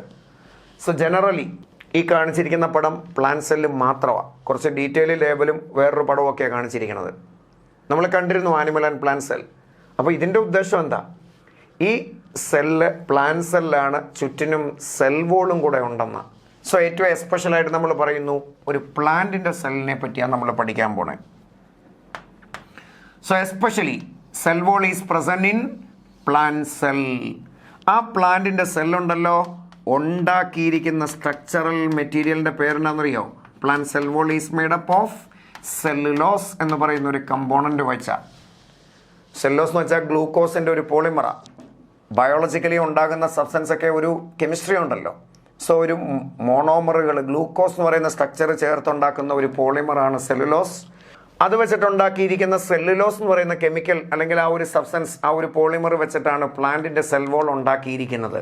And this plant cell wall is present around plasma membrane. Around cell membrane, സെല്ലിൻ്റെ മെമ്പറൈൻ്റെയും ചുറ്റിലാണ്. ഈച്ച് ആൻഡ് എവറി പ്ലാന്റ് സെല്ലിനുണ്ട് ആ ഒരു കവറിങ്. അതൊരു റിജിഡ് ആയിട്ടുള്ള പ്രൊട്ടക്റ്റീവ് ആയിട്ടുള്ള വീണ്ടും ഒരു കവറിങ് ആയിട്ട് മാറി. So cell wall is rigid covering around the cell membrane and is the dead component. Living അല്ല, പ്ലാന്റിൻ്റെ ഒരു ഡെഡ് കമ്പോണൻ്റ് എന്നൊക്കെ പറയാറുണ്ട്. സോ ഇതിൻ്റെ സ്ട്രക്ചർ എന്താ, ഫങ്ഷൻ എന്താ, നമുക്കതും അറിയണ്ടേ? അങ്ങനെയാണെങ്കിൽ നിങ്ങൾ ശ്രദ്ധിച്ചോ, ഞാൻ ആ സെൽ വോളിനെ സംബന്ധിച്ചുള്ള കാര്യങ്ങളൊന്ന് വരച്ച് കാണിക്കാം. നമ്മളത് ആലോചിച്ച് നോക്കിക്കും. സപ്പോസ് ഇതൊരു സെല്ലിൻ്റെ മെംബ്രെയിനാണ് അല്ലേ? ഈ സെൽ മെംബ്രെയിന് ചുറ്റിനും കാണുന്ന ഒരു കവറിങ് ആണ് ആക്ച്വലി സെൽ വോൾ. കവറിങ്ങിനെ ഞാൻ ഒന്ന് വരയ്ക്കാം, നിങ്ങൾ വേണമെങ്കിൽ ശ്രദ്ധിച്ചോ. ഇത് ഇങ്ങനെ, ഇതാണ് ഒരു പ്ലാന്റ് സെല്ലിൻ്റെ സ്ട്രക്ചർ. അപ്പോൾ അഡ്ജസ്റ്റൻ്റ് ആയിട്ടുള്ള വേറൊരു സെല്ലൂടെ ഞാൻ പടം ഒന്ന് മാറ്റി വരച്ച് കാണിക്കാം. ഞാൻ ഇപ്പോൾ വരയ്ക്കുന്ന കാര്യം നിങ്ങൾ ശ്രദ്ധിച്ചോ, നല്ലതുപോലെ കാണിക്കുക. ഇതൊരു പ്ലാന്റിൻ്റെ സെല്ലാണ്. ഹെക്സഗണലായിട്ട് 6 സൈഡുള്ള സെല്ലായിട്ട് അങ്ങ് വരച്ച് കാണിച്ചു. കണ്ടോ? ഇതാ തൊട്ടപ്പുറത്ത് അടുത്ത സെല്ലുണ്ട്. ഇങ്ങനെയൊക്കെ കുറേ സെല്ലുണ്ടെങ്കിൽ ഈ പച്ച കളറിൽ ഇപ്പോൾ കാണിച്ചത് ഇതാണ് പ്ലാന്റിൻ്റെ ഔട്ടറിലുള്ള സെൽ വോൾ എന്ന് വിചാരിക്കൂ. ഇയാൾ എങ്ങനെ പെർമിയബിൾ ആണെന്നറിയാമോ? It is freely permeable. എന്താ ഫ്രീലി പെർമിയബിൾ? നമ്മൾ നേരത്തെ 3-4 തരത്തിൽ മെംബ്രെയിൻ കേട്ടു. ഫ്രീലി പെർമിയബിൾ ഉണ്ട്, ഇംപെർമിയബിൾ ഉണ്ട്, സെമി പെർമിയബിളും സെലക്റ്റീവ് എന്നൊക്കെയാ. സോ സോൾവെൻറ്റിനെയും കടത്തിവിടും, സൊല്യൂട്ടിനെയും കടത്തിവിടും. അപ്പോൾ ഒരു പ്ലാന്റിൻ്റെ സെല്ലെടുത്താ സെല്ലിൻ്റെ മെംബ്രെയിൻ്റെ പുറത്ത് സെൽ വോളില്ലേ, അയാളല്ല പക്ഷെ കൺട്രോൾ ചെയ്ത് സെല്ലിനകത്തോട്ട് വല്ലതും കയറണോ വേണ്ടയോ എന്നൊക്കെ. കാരണം അയാൾ ഫ്രീലി പെർമിയബിളാ, എല്ലാവരെയും അകത്തോട്ട് കടത്തിവിടും. അപ്പോൾ പുറത്തുള്ള എൻവയോൺമെൻറ്റുമായിട്ട് കറക്റ്റ് അഡ്ജസ്റ്റ്മെൻറ്റ് നടത്തി മൂവ്മെൻറ്റിനെ കൺട്രോൾ ചെയ്യുന്ന സ്ട്രക്ചർ നേരത്തെ നമ്മൾ കണ്ട സെൽ മെംബ്രെയിൻ തന്നെയാണ്. ഇയാൾ ഫ്രീലി പെർമിയബിളാണ്. ഇതിന് പല ലെയറൊക്കെ ഉണ്ട് പ്ലാൻ സെല്ലിൽ. നിങ്ങൾ നോക്കി, ഞാനിവിടെ ഒരു ലെയർ പോലെ വരച്ചത് കണ്ടോ? ഈ സ്ട്രക്ചർ എടുക്കുമ്പോൾ ഇതൊരു പ്ലാൻ സെല്ല, ഇതൊരു പ്ലാൻ സെല്ല. അഡ്ജസ്റ്റൻ്റ് ആയിട്ടുള്ള കുറേ സെല്ലുകൾ ഇങ്ങനെ അടുക്കി കമ്പാർട്ട്മെൻറ്റുകൾ പോലെ ചേരുന്നതല്ലേ ഒരു ടിഷ്യൂവിൻ്റെ സ്ട്രക്ചർ. അങ്ങനെയാണല്ലോ റോബർട്ട് ഹുക്കൊക്കെ സെല്ല് കണ്ടത്, കമ്പാർട്ട്മെൻറ്റുകൾ പോലെ, റൂം പോലെ അടുക്കി വെച്ച പോലെ, ഹണികോം പോലല്ലേ കണ്ടേ. അപ്പോൾ ഇതും ഒരു സെല്ലാണെങ്കിൽ ഏറ്റവും ഔട്ടറിൽ കാണുന്ന ലെയറാണ് സെൽ വോൾ. ഓക്കെ, ഇനി ഈ സെൽ വോൾ തന്നെ പല ലെയറില്ല. നിങ്ങൾ ഈ 2 അഡ്ജസ്റ്റൻ്റ് സെല്ലിനെ കമ്പയർ ചെയ്ത് നോക്കിയേ. ഇതിൻ്റെ നടുക്ക് ഞാനിങ്ങനെ വരച്ചില്ലേ, ഇതൊരു ലെയറാണ്. ഈ 2 സെല്ലിനെ കമ്പയർ ചെയ്താൽ അതൊരു കോമൺ ലെയറാണ്. അതിന് മിഡിൽ ലാമല്ല എന്നൊക്കെ ഒരു പേരുണ്ട്. ഇതിൻ്റെ ഉള്ളിൽ പ്രൈമറി വോൾ എന്ന് പറയുന്ന ഒരു സ്ട്രക്ചറുണ്ട്. ഞാൻ ഇപ്പോൾ വരച്ചുകൊണ്ടിരിക്കുന്ന സ്ട്രക്ചർ നിങ്ങളുടെ മനസ്സിലേക്ക് ഓടിയെത്തട്ടെ. ഇപ്പോൾ വരച്ചതാണ് പ്രൈമറി സെൽ വോൾ ലെയർ. കണ്ടോ? അത് എല്ലാ സെല്ലുകൾക്കും ഉണ്ട്. പക്ഷെ പച്ച കളറിൽ വരച്ചത് ഒരെണ്ണമാണ്, അഡ്ജസൻ്റ് സെല്ലുകൾക്ക് കോമണാണ്. അതിൻ്റെ ഉള്ളിൽ പ്രൈമറി വോൾ. ഇനി ഇതൊരു സെല്ലാണെങ്കിൽ ഇതിനുമുണ്ട് പ്രൈമറി. കണ്ടോ? എല്ലാവർക്കും ഉണ്ട് അങ്ങനെ പ്രൈമറി സെൽ വോളിൻ്റെ സ്ട്രക്ചറുകൾ. ഐഡിയ ക്ലിയർ ആകുന്നുണ്ടോ? ഇനി കുറച്ചുകൂടെ കട്ടി കൂടിയ ഒരു ലെയർ അഡീഷണലി വീണ്ടും ഉണ്ട്. ഞാനിപ്പോൾ വരയ്ക്കുന്ന ആളെ കണ്ടോ? ഇത് സെക്കൻഡറി സെൽ വോളാണ്. അത് കുറച്ചുകൂടെ തിക്നെസ് ഒക്കെ കൂടുതലുള്ള നല്ല സ്ട്രെങ്ത് കൊടുക്കുന്ന സെൽ വോളിൻ്റെ ലെയറാണ്. ഞാൻ നേരത്തെ പറഞ്ഞു, സെൽ വോൾ വരയ്ക്കാൻ പറഞ്ഞാലും ചുമ്മാ ഒരു വര മാത്രം, സർക്കിൾ മാത്രം, അല്ലെ ഇങ്ങനെ 6 സൈഡുള്ള സെല്ലായിട്ടൊരു ലെയർ മാത്രമേ വരയ്ക്കുകയുള്ളൂ. ഇത്രയും പോർഷൻ ഉണ്ട് ഒരു പ്ലാന്റിൻ്റെ സെൽ വോളിൻ്റെ ലെയറിങ് എടുത്താൽ. ഇത് സെല്ലുലോസ് എന്ന് പറയുന്ന മെറ്റീരിയലും അതിൻ്റെ കൂടെ അഡീഷണൽ മെറ്റീരിയൽ വെച്ചിട്ടൊക്കെയാണ് ഉണ്ടാക്കിയത്. Cellulose, hemicellulose, pectin, lignin, suberin എന്നൊക്കെ വിളിക്കും. പലർക്കും പല മെറ്റീരിയല, അതിനനുസരിച്ച് അതിൻ്റെ പെർമിയബിലിറ്റി മാറുകയൊക്കെ ചെയ്യും. ഇങ്ങനെ റിജിഡായിട്ടുള്ള പ്രൊട്ടക്റ്റീവായിട്ടുള്ള ഒരു കവറിങ് പ്ലാസ്മ മെംബ്രെയിൻ്റെ ചുറ്റിനും പ്ലാന്റിൻ്റെയൊക്കെ സെല്ലിൽ കാണപ്പെടുന്ന ലെയറിന് വിളിക്കുന്ന പേരാണ് സെൽ വോൾ. അതിന് പല ലെയറിങ്ങിൻ്റെ കണ്ടീഷനുണ്ട്. ഓരോ സെല്ലിനും ഇൻഡിവിജ്വൽ ആയിട്ടുള്ള പല ലെയറും കോമൺ ആയിട്ടുള്ള ലെയറും ഒക്കെ ഉണ്ട്. ഇനി നിങ്ങൾ ആലോചിച്ച് നോക്കിയേ, ഇത് സെൽ വോളാണ്. അത് ആരുടെ ചുറ്റിനുമാ? സെല്ലിൻ്റെ മെംബ്രെയിൻ്റെ സറൗണ്ടിങ് ഏരിയയിലാണ്. ഞാനിപ്പോൾ ഈ വയലറ്റ് കളറിൽ വരച്ച സ്ട്രക്ചർ നിങ്ങൾ കണ്ടോ? ഇതാണ് സെല്ലിൻ്റെ മെംബ്രെയിൻ. ഈ സെൽ മെംബ്രെയിൻ്റെ സ്ട്രക്ചർ എങ്ങനെയാണ്? കുറച്ച് മുമ്പേ നമ്മൾ കേട്ടു, ലിപ്പിഡുകൾ അടുക്കി വെച്ചിരിക്കുന്നു, മാച്ച് ബോക്സ് വെച്ച പോലെ. ദെൻ പ്രോട്ടീൻ ഉണ്ട്. ഹൈലി കോംപ്ലിക്കേറ്റഡ് അല്ലേ? ഒത്തിരി ഡീറ്റെയിൽ ആയിട്ട് നമ്മൾ ഹയർ ക്ലാസ്സിലൊക്കെ പഠിക്കാൻ പറ്റും. അതിൻ്റെ ആക്ഷൻ എങ്ങനെയാണെന്ന് സ്ട്രക്ചർ മനസ്സിലാക്കി പഠിച്ചാലേ നമുക്കത് ഐഡിയ കിട്ടുകയുള്ളൂ. ഇപ്പോൾ ഒരു ബാക്ടീരിയ എടുക്കൂ. ബാക്ടീരിയയ്ക്ക് കൊണ്ടൊരു സെൽ വോൾ ഇല്ലേ? അതെങ്ങനെയാണ് ഉണ്ടാക്കിയത്? അതിൻ്റെ സ്ട്രക്ചർ എന്താ? എന്ത് കെമിക്കൽ വെച്ചിട്ടാണ് ഇത് ഉണ്ടാക്കിയത്? ഞാൻ പറഞ്ഞു, മെഡിക്കൽ കോളേജുകളൊക്കെ മെഡിസിനൊക്കെയാണ് പഠിക്കാൻ പോകുന്നതെങ്കിൽ ഈ ബാക്ടീരിയയുടെ സെല്ലിൻ്റെ സ്ട്രക്ചറും സെൽ വോൾ കോമ്പോസിഷനും ഒക്കെ പഠിക്കണം. നമ്മളൊരു അസുഖം വരുക, ബാക്ടീരിയ ആണ് ഉണ്ടാക്കിയത്, അയാളെ നശിപ്പിക്കാൻ വേണ്ടി ഒരു ആൻറ്റിബയോട്ടിക് കൊടുക്കുക സപ്പോസ്. ഈ ആൻറ്റിബയോട്ടിക് പോയിട്ട് ബാക്ടീരിയയെ എങ്ങനെ നശിപ്പിക്കുന്നു എന്നാലല്ലേ അതിനെക്കുറിച്ച് കൂടുതൽ സംസാരിക്കാൻ പറ്റൂ. ഹയർ ക്ലാസ്സിൽ പഠിക്കും, അല്ലെ മെഡിക്കൽ ഫീൽഡുകളിൽ പഠിക്കും. ബാക്ടീരിയയുടെ സെൽ വോളിനെ നശിപ്പിച്ച് അയാളുടെ ബോഡി തന്നെ കളയാൻ കപ്പാസിറ്റി ഉള്ള ആൻറ്റിബയോട്ടിക് ഉണ്ട്.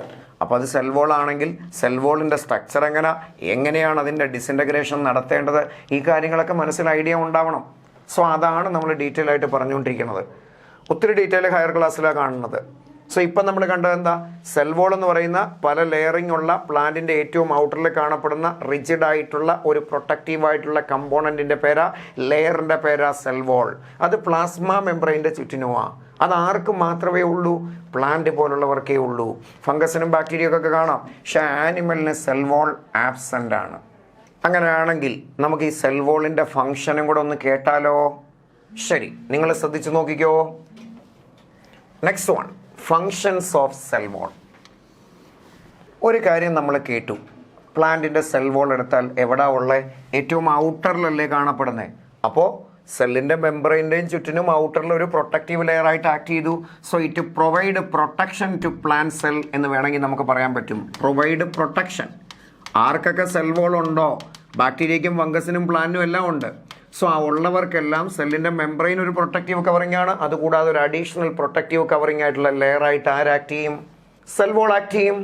ദെൻ സെക്കൻഡ് വൺ, ഞാൻ മുമ്പേ സെല്ലിനെ പറ്റി ഒരു ഐഡിയ പറഞ്ഞു. ഒരു ബലൂണിനകത്ത് കുറച്ച് വെള്ളം നിറച്ച് അതിൻ്റെ ഉള്ളിൽ കുറേ കല്ലൊക്കെ പറക്കിയിട്ടിരിക്കുന്നു പല സൈസിൽ. ഇതാണൊരു സെല്ലെന്ന് പറഞ്ഞു. സെല്ലിൻ്റെ മെമ്പറൈൻ ഒരു ഫ്ലെക്സിബിലിറ്റി ഉണ്ട്, അതിനനുസരിച്ച് സൈസിലെ വേരിയേഷനൊക്കെ വരുമെന്നല്ലേ പറഞ്ഞേ. ഒരു ആനിമൽ പ്ലാന്റ് സെല്ലും ഒക്കെ എടുത്തു കഴിഞ്ഞാൽ ഇങ്ങനെയാണ്. പക്ഷേ ആനിമൽ സെല്ലിൽ ഇത് മാത്രമേ ഉള്ളൂ. പ്ലാന്റ് സെല്ലിൽ ഇതിൻ്റെ ചുറ്റിനും ഒരു കവറിങ് കൂടെ ഉണ്ട്. അപ്പോൾ നിങ്ങൾ സപ്പോസ് ഒരു കാര്യം ആലോചിക്കേണ്ടതെന്നറിയോ? ഈ ബലൂണും വാട്ടറും അതിനകത്തുള്ള കല്ലുകളും ഒക്കെ ഒരു പ്ലാസ്റ്റിക് കവറിൻ്റെ ഉള്ളിലാണെന്നും കൂടെ ആലോചിക്കുക.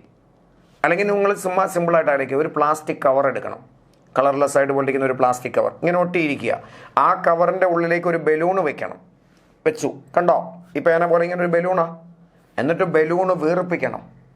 പ്ലാസ്റ്റിക് കവറിന് ഒരു പർട്ടിക്കുലർ ആയിട്ടുള്ള ഫിസിക്കൽ പ്രോപ്പർട്ടി, ഒരു ഷേപ്പും ഒക്കെ ഇല്ലേ? ബലൂണ് നമ്മൾ വീർപ്പിക്കുമ്പോൾ ബലൂണ് വീർക്കും. ബലൂണ് വീർക്കുമ്പോൾ എന്ത് സംഭവിക്കും? ഈ ബലൂണ് പ്ലാസ്റ്റിക് കവറിനെയും തള്ളി ഇങ്ങനെ പുറത്തോട്ട് കൊണ്ടുപോയിക്കൊണ്ടിരിക്കും. ഐഡിയ കിട്ടിയോ? 3 ഡയമെൻഷനലായിട്ട് ആലോചിക്കൂ. പക്ഷെ എവിടം വരെ പോകൂ? ഈ പ്ലാസ്റ്റിക് കവറിൻ്റെ ഫിസിക്കൽ പ്രോപ്പർട്ടിക്ക് അനുസരിച്ചുള്ള ആ ഒരു മാക്സിമം സൈസ് വരെ ബലൂണിന് വീർക്കാൻ പറ്റൂ. അത് കഴിഞ്ഞ് ഫ്ലെക്സിബിലിറ്റി ഉണ്ടെങ്കിലും ബലൂണിന് വീർക്കാൻ പറ്റുമോ? ഇല്ല. എന്നിട്ട് നമ്മൾ ആ ബലൂണിനകത്തോട്ട് കുറച്ച് വെള്ളമൊക്കെ ഒഴിച്ച് കല്ലൊക്കെ പറക്കിയിട്ട് കൂട്ടിക്കെട്ടി വെച്ചിരിക്കുകയെന്ന് വിചാരിച്ചോ, പ്ലാസ്റ്റിക് കവർ ഉൾപ്പെടെ. അതിനെപ്പറ്റി ഒന്ന് ആലോചിക്കുക. ബലൂണ് മാത്രം നിൽക്കുന്നതിനെ പറ്റി ആലോചിക്കുക. ബലൂണ് മാത്രം കുറച്ച് വെള്ളവും കല്ലുകളും ഒക്കെ ആയിട്ട് ഇങ്ങനെ നിൽക്കുകയാണെങ്കിൽ അത് ആനിമൽസ് അല്ല. പക്ഷേ ഈ ബലൂൺ ഒരു പ്ലാസ്റ്റിക് കവറിൻ്റെ ഉള്ളിലാണ് വീർത്ത് നിൽക്കുന്നതെങ്കിൽ അത് പ്ലാന്റ്സ് അല്ല. അങ്ങനെയാണെങ്കിൽ വെള്ളം കയറിക്കൊണ്ടിരുന്ന സെല്ലിനകത്തോട്ട് വെള്ളം കയറിയാൽ കുറേ കഴിയുമ്പോൾ ഈ ബലൂണ് പൊട്ടിപ്പോകുന്ന പോലെ പ്ലാന്റ് സെല്ലും ഒക്കെ ആനിമൽ സെല്ലും ഒക്കെ പൊട്ടിപ്പോവും. പക്ഷേ as compared to animal cell, plant സെല്ലിന് ഔട്ടറിൽ ഒരു പ്രൊട്ടക്റ്റീവ് കവറിങ് പോലെ സെൽ വോൾ ഉണ്ട്. അയാൾക്കൊരു ഫിസിക്കൽ പ്രോപ്പർട്ടി ഉണ്ട്. അയാൾ സ്ട്രക്ചർ കൊടുക്കും. അപ്പോൾ പുറത്തേക്ക് പോയി ബേസ്റ്റ് ചെയ്യാതെ ഷേപ്പ് പ്രൊവൈഡ് ചെയ്ത് നിലനിർത്താൻ സഹായിക്കുന്നതും ഈ സെൽ വോൾ ആണ്. So it provide shape to cell and it helps the cell to preventing or prevent bursting.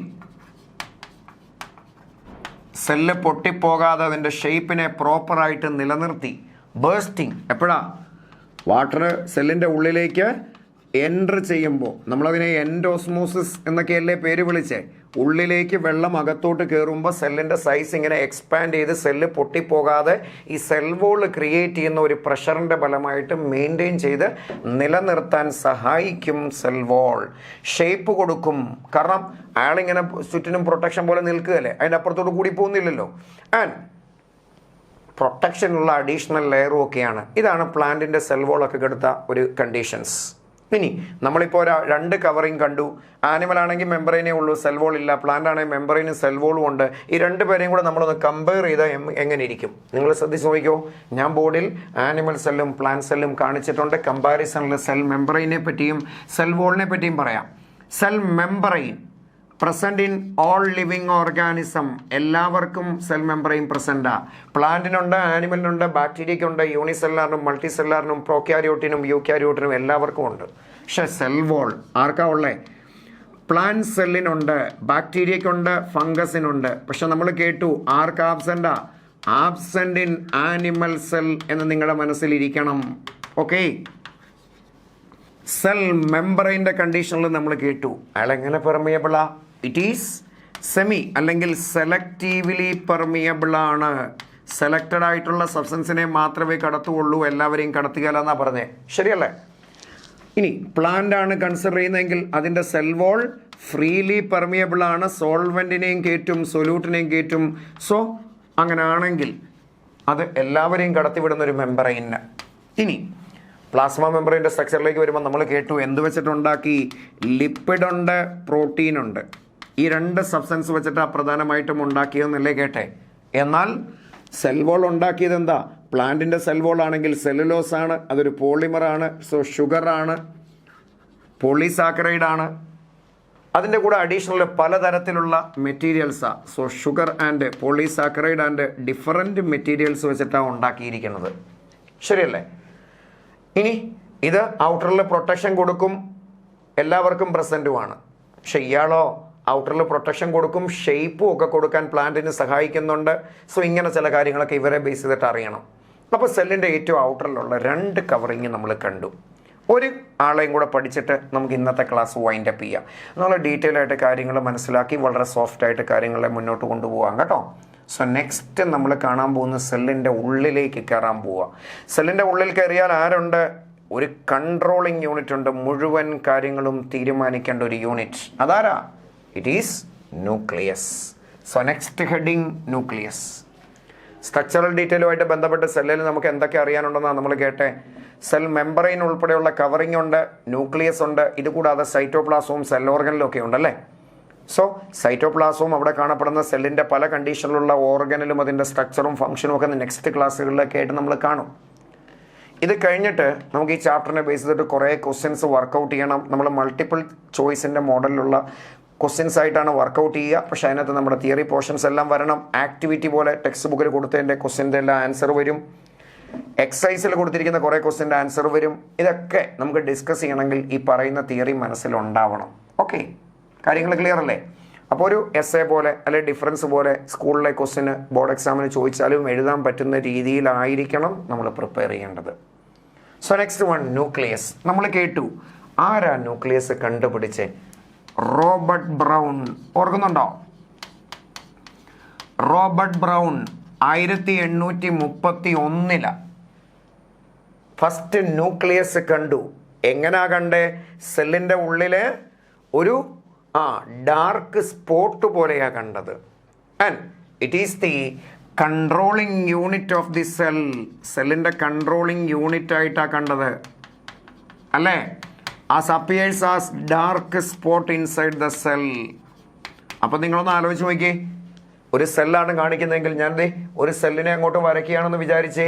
ഈ സെല്ലിൻ്റെ ഉള്ളിൽ ഇതിനെയെല്ലാം കൺട്രോൾ ചെയ്യേണ്ട കുറച്ച് കാര്യങ്ങളെ കോഡ് ചെയ്യുന്ന ഒരു ഡാർക്ക് സ്പോട്ട്, ഇതാണ് ന്യൂക്ലിയസ്.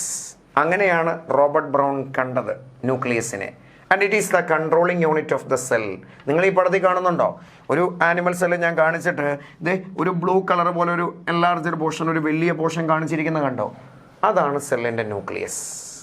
ഓക്കെ അല്ലേ? ഇത് സെല്ലിൻ്റെ എല്ലാ കാര്യങ്ങളെയും കൺട്രോൾ ചെയ്യും. ഹെറിഡിറ്ററി മെറ്റീരിയലിനെ കൺട്രോൾ ചെയ്യും. അത് ആർക്കാ പ്രസൻറ്റ്? പ്ലാന്റ് സെല്ലിനുണ്ട്, ആനിമൽ സെല്ലിനുണ്ട്, ഫംഗസിനുണ്ട്. പക്ഷെ നല്ല ന്യൂക്ലിയസ് ഇല്ലാത്ത പ്രോക്യാരിയോട്ട് ഉണ്ടെന്ന് നമ്മൾ കേട്ടിട്ടില്ലേ? So it is present in generally നമ്മൾ പറയുമ്പോൾ പ്ലാന്റിനും, നമ്മൾ പ്ലാന്റോ ആനിമലോ വെച്ചിട്ട് അതിൻ്റെ സ്ട്രക്ചറൽ ഡീറ്റെയിൽ അല്ലേ പഠിച്ചുകൊണ്ടിരിക്കുന്നത്. സോ ആനിമൽ സെല്ലിനും ഉണ്ട്. അപ്പോൾ എസ്പെഷ്യലി പറയാൻ പറ്റുന്ന കാര്യം എന്താ? യൂക്യാരിയോട്ടിക് സെല്ലിനാണ് ഒരു ട്രൂ ന്യൂക്ലിയസ് എന്നുള്ള കൺസെപ്റ്റ് ഉണ്ടത്. സെല്ലിൻ്റെ ഉള്ളിലെ ഒരു ഡാർക്ക് സ്പോട്ട് പോലെ ആദ്യം ഒബ്സർവ് ചെയ്യുന്നതെന്ന് പറഞ്ഞു. റോബർട്ട് ബ്രൗൺ ആണ് 1831 കണ്ടത്. സെല്ലിൻ്റെ കൺട്രോളിങ് യൂണിറ്റ് ആണ്, മുഴുവൻ കാര്യങ്ങളെയും കൺട്രോൾ ചെയ്യാനുള്ള കോഡിങ് ആ ന്യൂക്ലിയസിൻ്റെ ഉള്ളിലുള്ള സ്ട്രക്ചറിലാണ്. അപ്പം നമുക്ക് ഈ ന്യൂക്ലിയസിൻ്റെ സ്ട്രക്ചറും ഫംഗ്ഷനും അറിയണ്ടേ? സ്ട്രക്ചർ ഒന്ന് പഠിക്കാൻ പോവുക ന്യൂക്ലിയസിൻ്റെ. എന്തു വേണം സ്ട്രക്ചർ പഠിക്കണമെങ്കിൽ? മൈക്രോസ്കോപ്പിക്കലി ഒബ്സർവ് ചെയ്യണം. മൈക്രോസ്കോപ്പിക്കലി ഒബ്സർവ് ചെയ്യുമ്പോൾ ഡാർക്ക് സ്പോട്ട് പോലെ എന്നല്ലേ പറഞ്ഞേ? അപ്പോൾ ഡീറ്റെയിൽ ആയിട്ട് നമുക്ക് കാണണമെങ്കിൽ ഹൈ പവർ ഇലക്ട്രോൺ മൈക്രോസ്കോപ്പിൻ്റെ ഒക്കെ സഹായത്തോടു കൂടി ന്യൂക്ലിയസിൻ്റെ സ്ട്രക്ചറൊക്കെ ഒന്ന് കാണണം. അത് കാണാൻ വേണ്ടി എന്ത് പോർഷനാണ് നമ്മൾ മൈക്രോസ്കോപ്പിൽ കൊണ്ട് വെക്കേണ്ടത്, അല്ലെ സ്ലൈഡ് വഴി മൈക്രോസ്കോപ്പിൻ്റെ സ്റ്റേജിൽ അപ്ലൈ ചെയ്യേണ്ടത്? ഒരു ആക്ടിവിറ്റി പോലെ നിങ്ങളുടെ ടെക്സ്റ്റ് ബുക്കിൽ പറഞ്ഞിട്ടുണ്ട്. സോ ആ ആക്ടിവിറ്റിക്ക് അത് പറയുന്നത് എന്നറിയോ? Human cheek cells.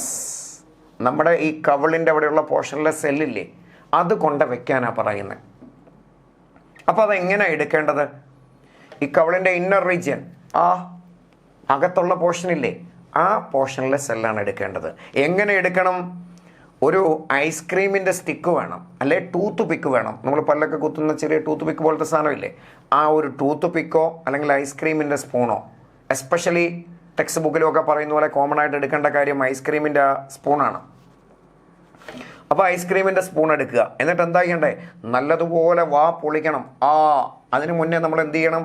ഒരു മൗത്ത് വാഷോ ഒക്കെ ഉപയോഗിച്ച് വായ ഒന്ന് ഡിസിൻഫെക്റ്റൻറ്റ് നടത്തണം. എന്ന് വെച്ചാൽ നമുക്ക് പ്രോപ്പറായിട്ടുള്ള ലെവലിൽ കിട്ടാൻ വേണ്ടിയിട്ടാണ്.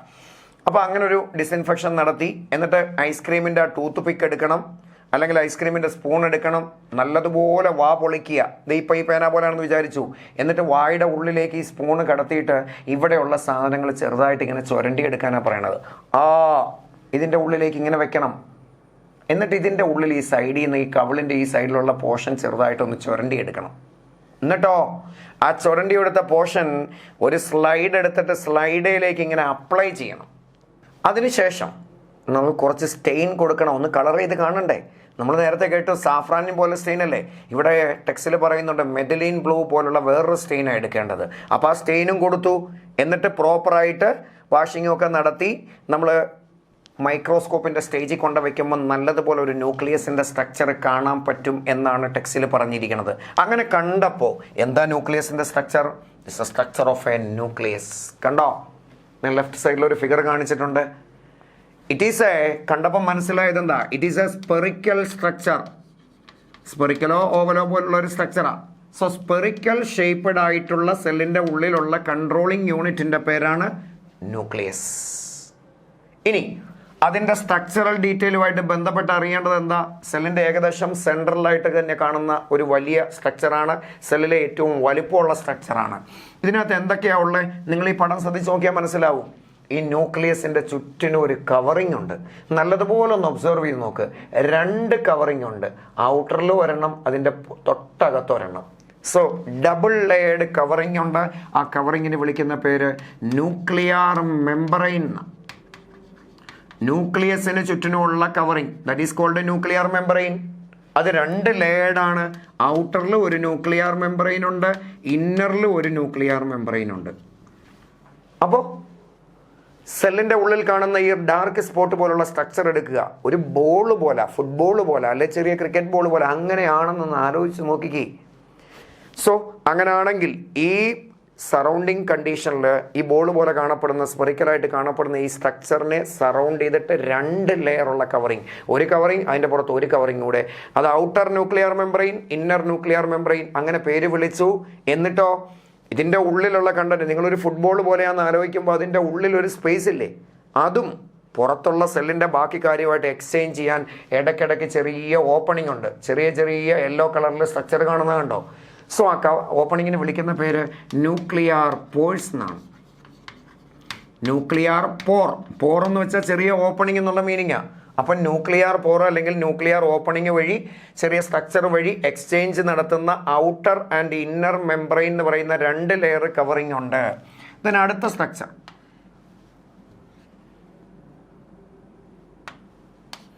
Nucleoplasm. That is the inner fluid part എന്ന ഇന്നർ ഫ്ലൂയിഡ് പാർട്ട്. അങ്ങോട്ട് ശ്രദ്ധിച്ച ഈ പടത്തിലേക്ക്. ഇതിൻ്റെ ഉള്ളിൽ ഒരു പോർഷൻ ഇല്ലേ? ഞാൻ പറഞ്ഞു ഒരു ഫുട്ബോൾ പോലാണ് ഒരു ന്യൂക്ലിയസ് ഇരിക്കുന്നതെങ്കിൽ ഇച്ചിരി വലുതായിട്ടൊന്ന് ആലോചിച്ചാൽ ചുറ്റിനും 2 ലെയറുള്ള കവറിങ്. അതിൻ്റെ ഉള്ളിൽ ഒരു കുറച്ച് എയർ പോലുള്ള സ്പേസ് ഇല്ലേ? നമുക്ക് കാണാൻ പറ്റുന്നില്ലല്ലോ, പക്ഷെ നമുക്ക് ഒബ്സർവ് ചെയ്ത് കട്ട് ചെയ്തൊക്കെ നോക്കിയാൽ കാണാൻ പറ്റുന്നു. ഇതിൻ്റെ ഉള്ളിൽ ഒരു സ്പേസ് ഉണ്ട്. ആ ഉള്ളിലുള്ള ഫ്ലൂയിഡ് ഫിൽഡ് സ്പേസ്, ഒരു ജെല്ലിയിലേക്ക് തേൻ പോലെ ഹണിയൊക്കെ പോലെ ഇരിക്കുന്ന ആ ഫ്ലൂയിഡ് ഫിൽഡ് സ്പേസിന് പറയുന്ന പേര് ന്യൂക്ലിയോപ്ലാസം. അതിൻ്റെ ഉള്ളിൽ 2 കാര്യങ്ങൾ, ഒന്ന് ന്യൂക്ലിയോലസും 2 ക്രോമാറ്റിൻ ഫൈബേഴ്സും. ഈ 2 കാര്യങ്ങൾ അവിടെ ഉണ്ട്. എന്താ ന്യൂക്ലിയോലസ്? ഇതിൻ്റെ ഉള്ളിൽ കാണപ്പെടുന്ന വേറൊരു ചെറിയ സ്പെഷ്യലൈസ്ഡ് ആയിട്ടുള്ള സ്പെറിക്കൽ ബോഡിയാ. കണ്ടോ നിങ്ങളിവിടെ? ഞാൻ വേറൊരു സ്പെറിക്കൽ ബോഡി പോലെ ഇതിനകത്ത് ഇങ്ങനെ കാണിച്ചിട്ടുണ്ട്. That is known as nucleolus. അത് കവറിങ് ഒന്നുമില്ല, ചുമ്മാ ഒരു മാസമായിട്ട് ഇങ്ങനെ കൂടിയിരിക്കുന്ന സ്ട്രക്ചറാണ്. അതുകൂടാതെ പിന്നൊരു സ്ട്രക്ചർ ക്രോമാറ്റിൻ ഫൈബർ. നിങ്ങളിത് ശ്രദ്ധിച്ച്, വല പോലെ ഇങ്ങനെ കയറ് കെട്ടുപിണഞ്ഞ് കിടക്കുന്ന പോലെ വല പോലെ കുറേ സ്ട്രക്ചർ കാണുന്നുണ്ട്. അതിന് വിളിക്കുന്ന പേരാ chromatin fibre. That's A structure of a nucleus. അപ്പോൾ എന്താ സ്ട്രക്ചർ? ദേ നിങ്ങളൊന്ന് നോക്കിയാൽ, ഞാനൊന്ന് വരച്ച് കാണിക്കുകയാണെങ്കിൽ, ഈ ബോർഡ് ഒരു സെല്ലാണെന്ന് വിചാരിച്ചു. അതിൽ ന്യൂക്ലിയസ് ഉണ്ട്, അതിനൊരു ഔട്ടർ മെമ്പറൈൻ ഉണ്ട്. കണ്ടോ? Outer membrane. അതിൻ്റെ ചുറ്റും ഉള്ളിൽ ഒരു ഇന്നർ മെമ്പറൈനും ഉണ്ട്. So there is an outer membrane and inner membrane. ഇടയ്ക്കിടയ്ക്ക് ചെറിയ ഓപ്പണിങ്ങുകൾ ഇതിൻ്റെ ഇടയ്ക്കുണ്ട്. അത് സെല്ലിൻ്റെ ഉള്ളിലുള്ള കണ്ടൻറ്റും ഈ ന്യൂക്ലിയസിൻ്റെ ഉള്ളിലുള്ള കണ്ടൻറ്റുമായിട്ട് എക്സ്ചേഞ്ച് ചെയ്യാനുള്ള ന്യൂക്ലിയർ പോർ.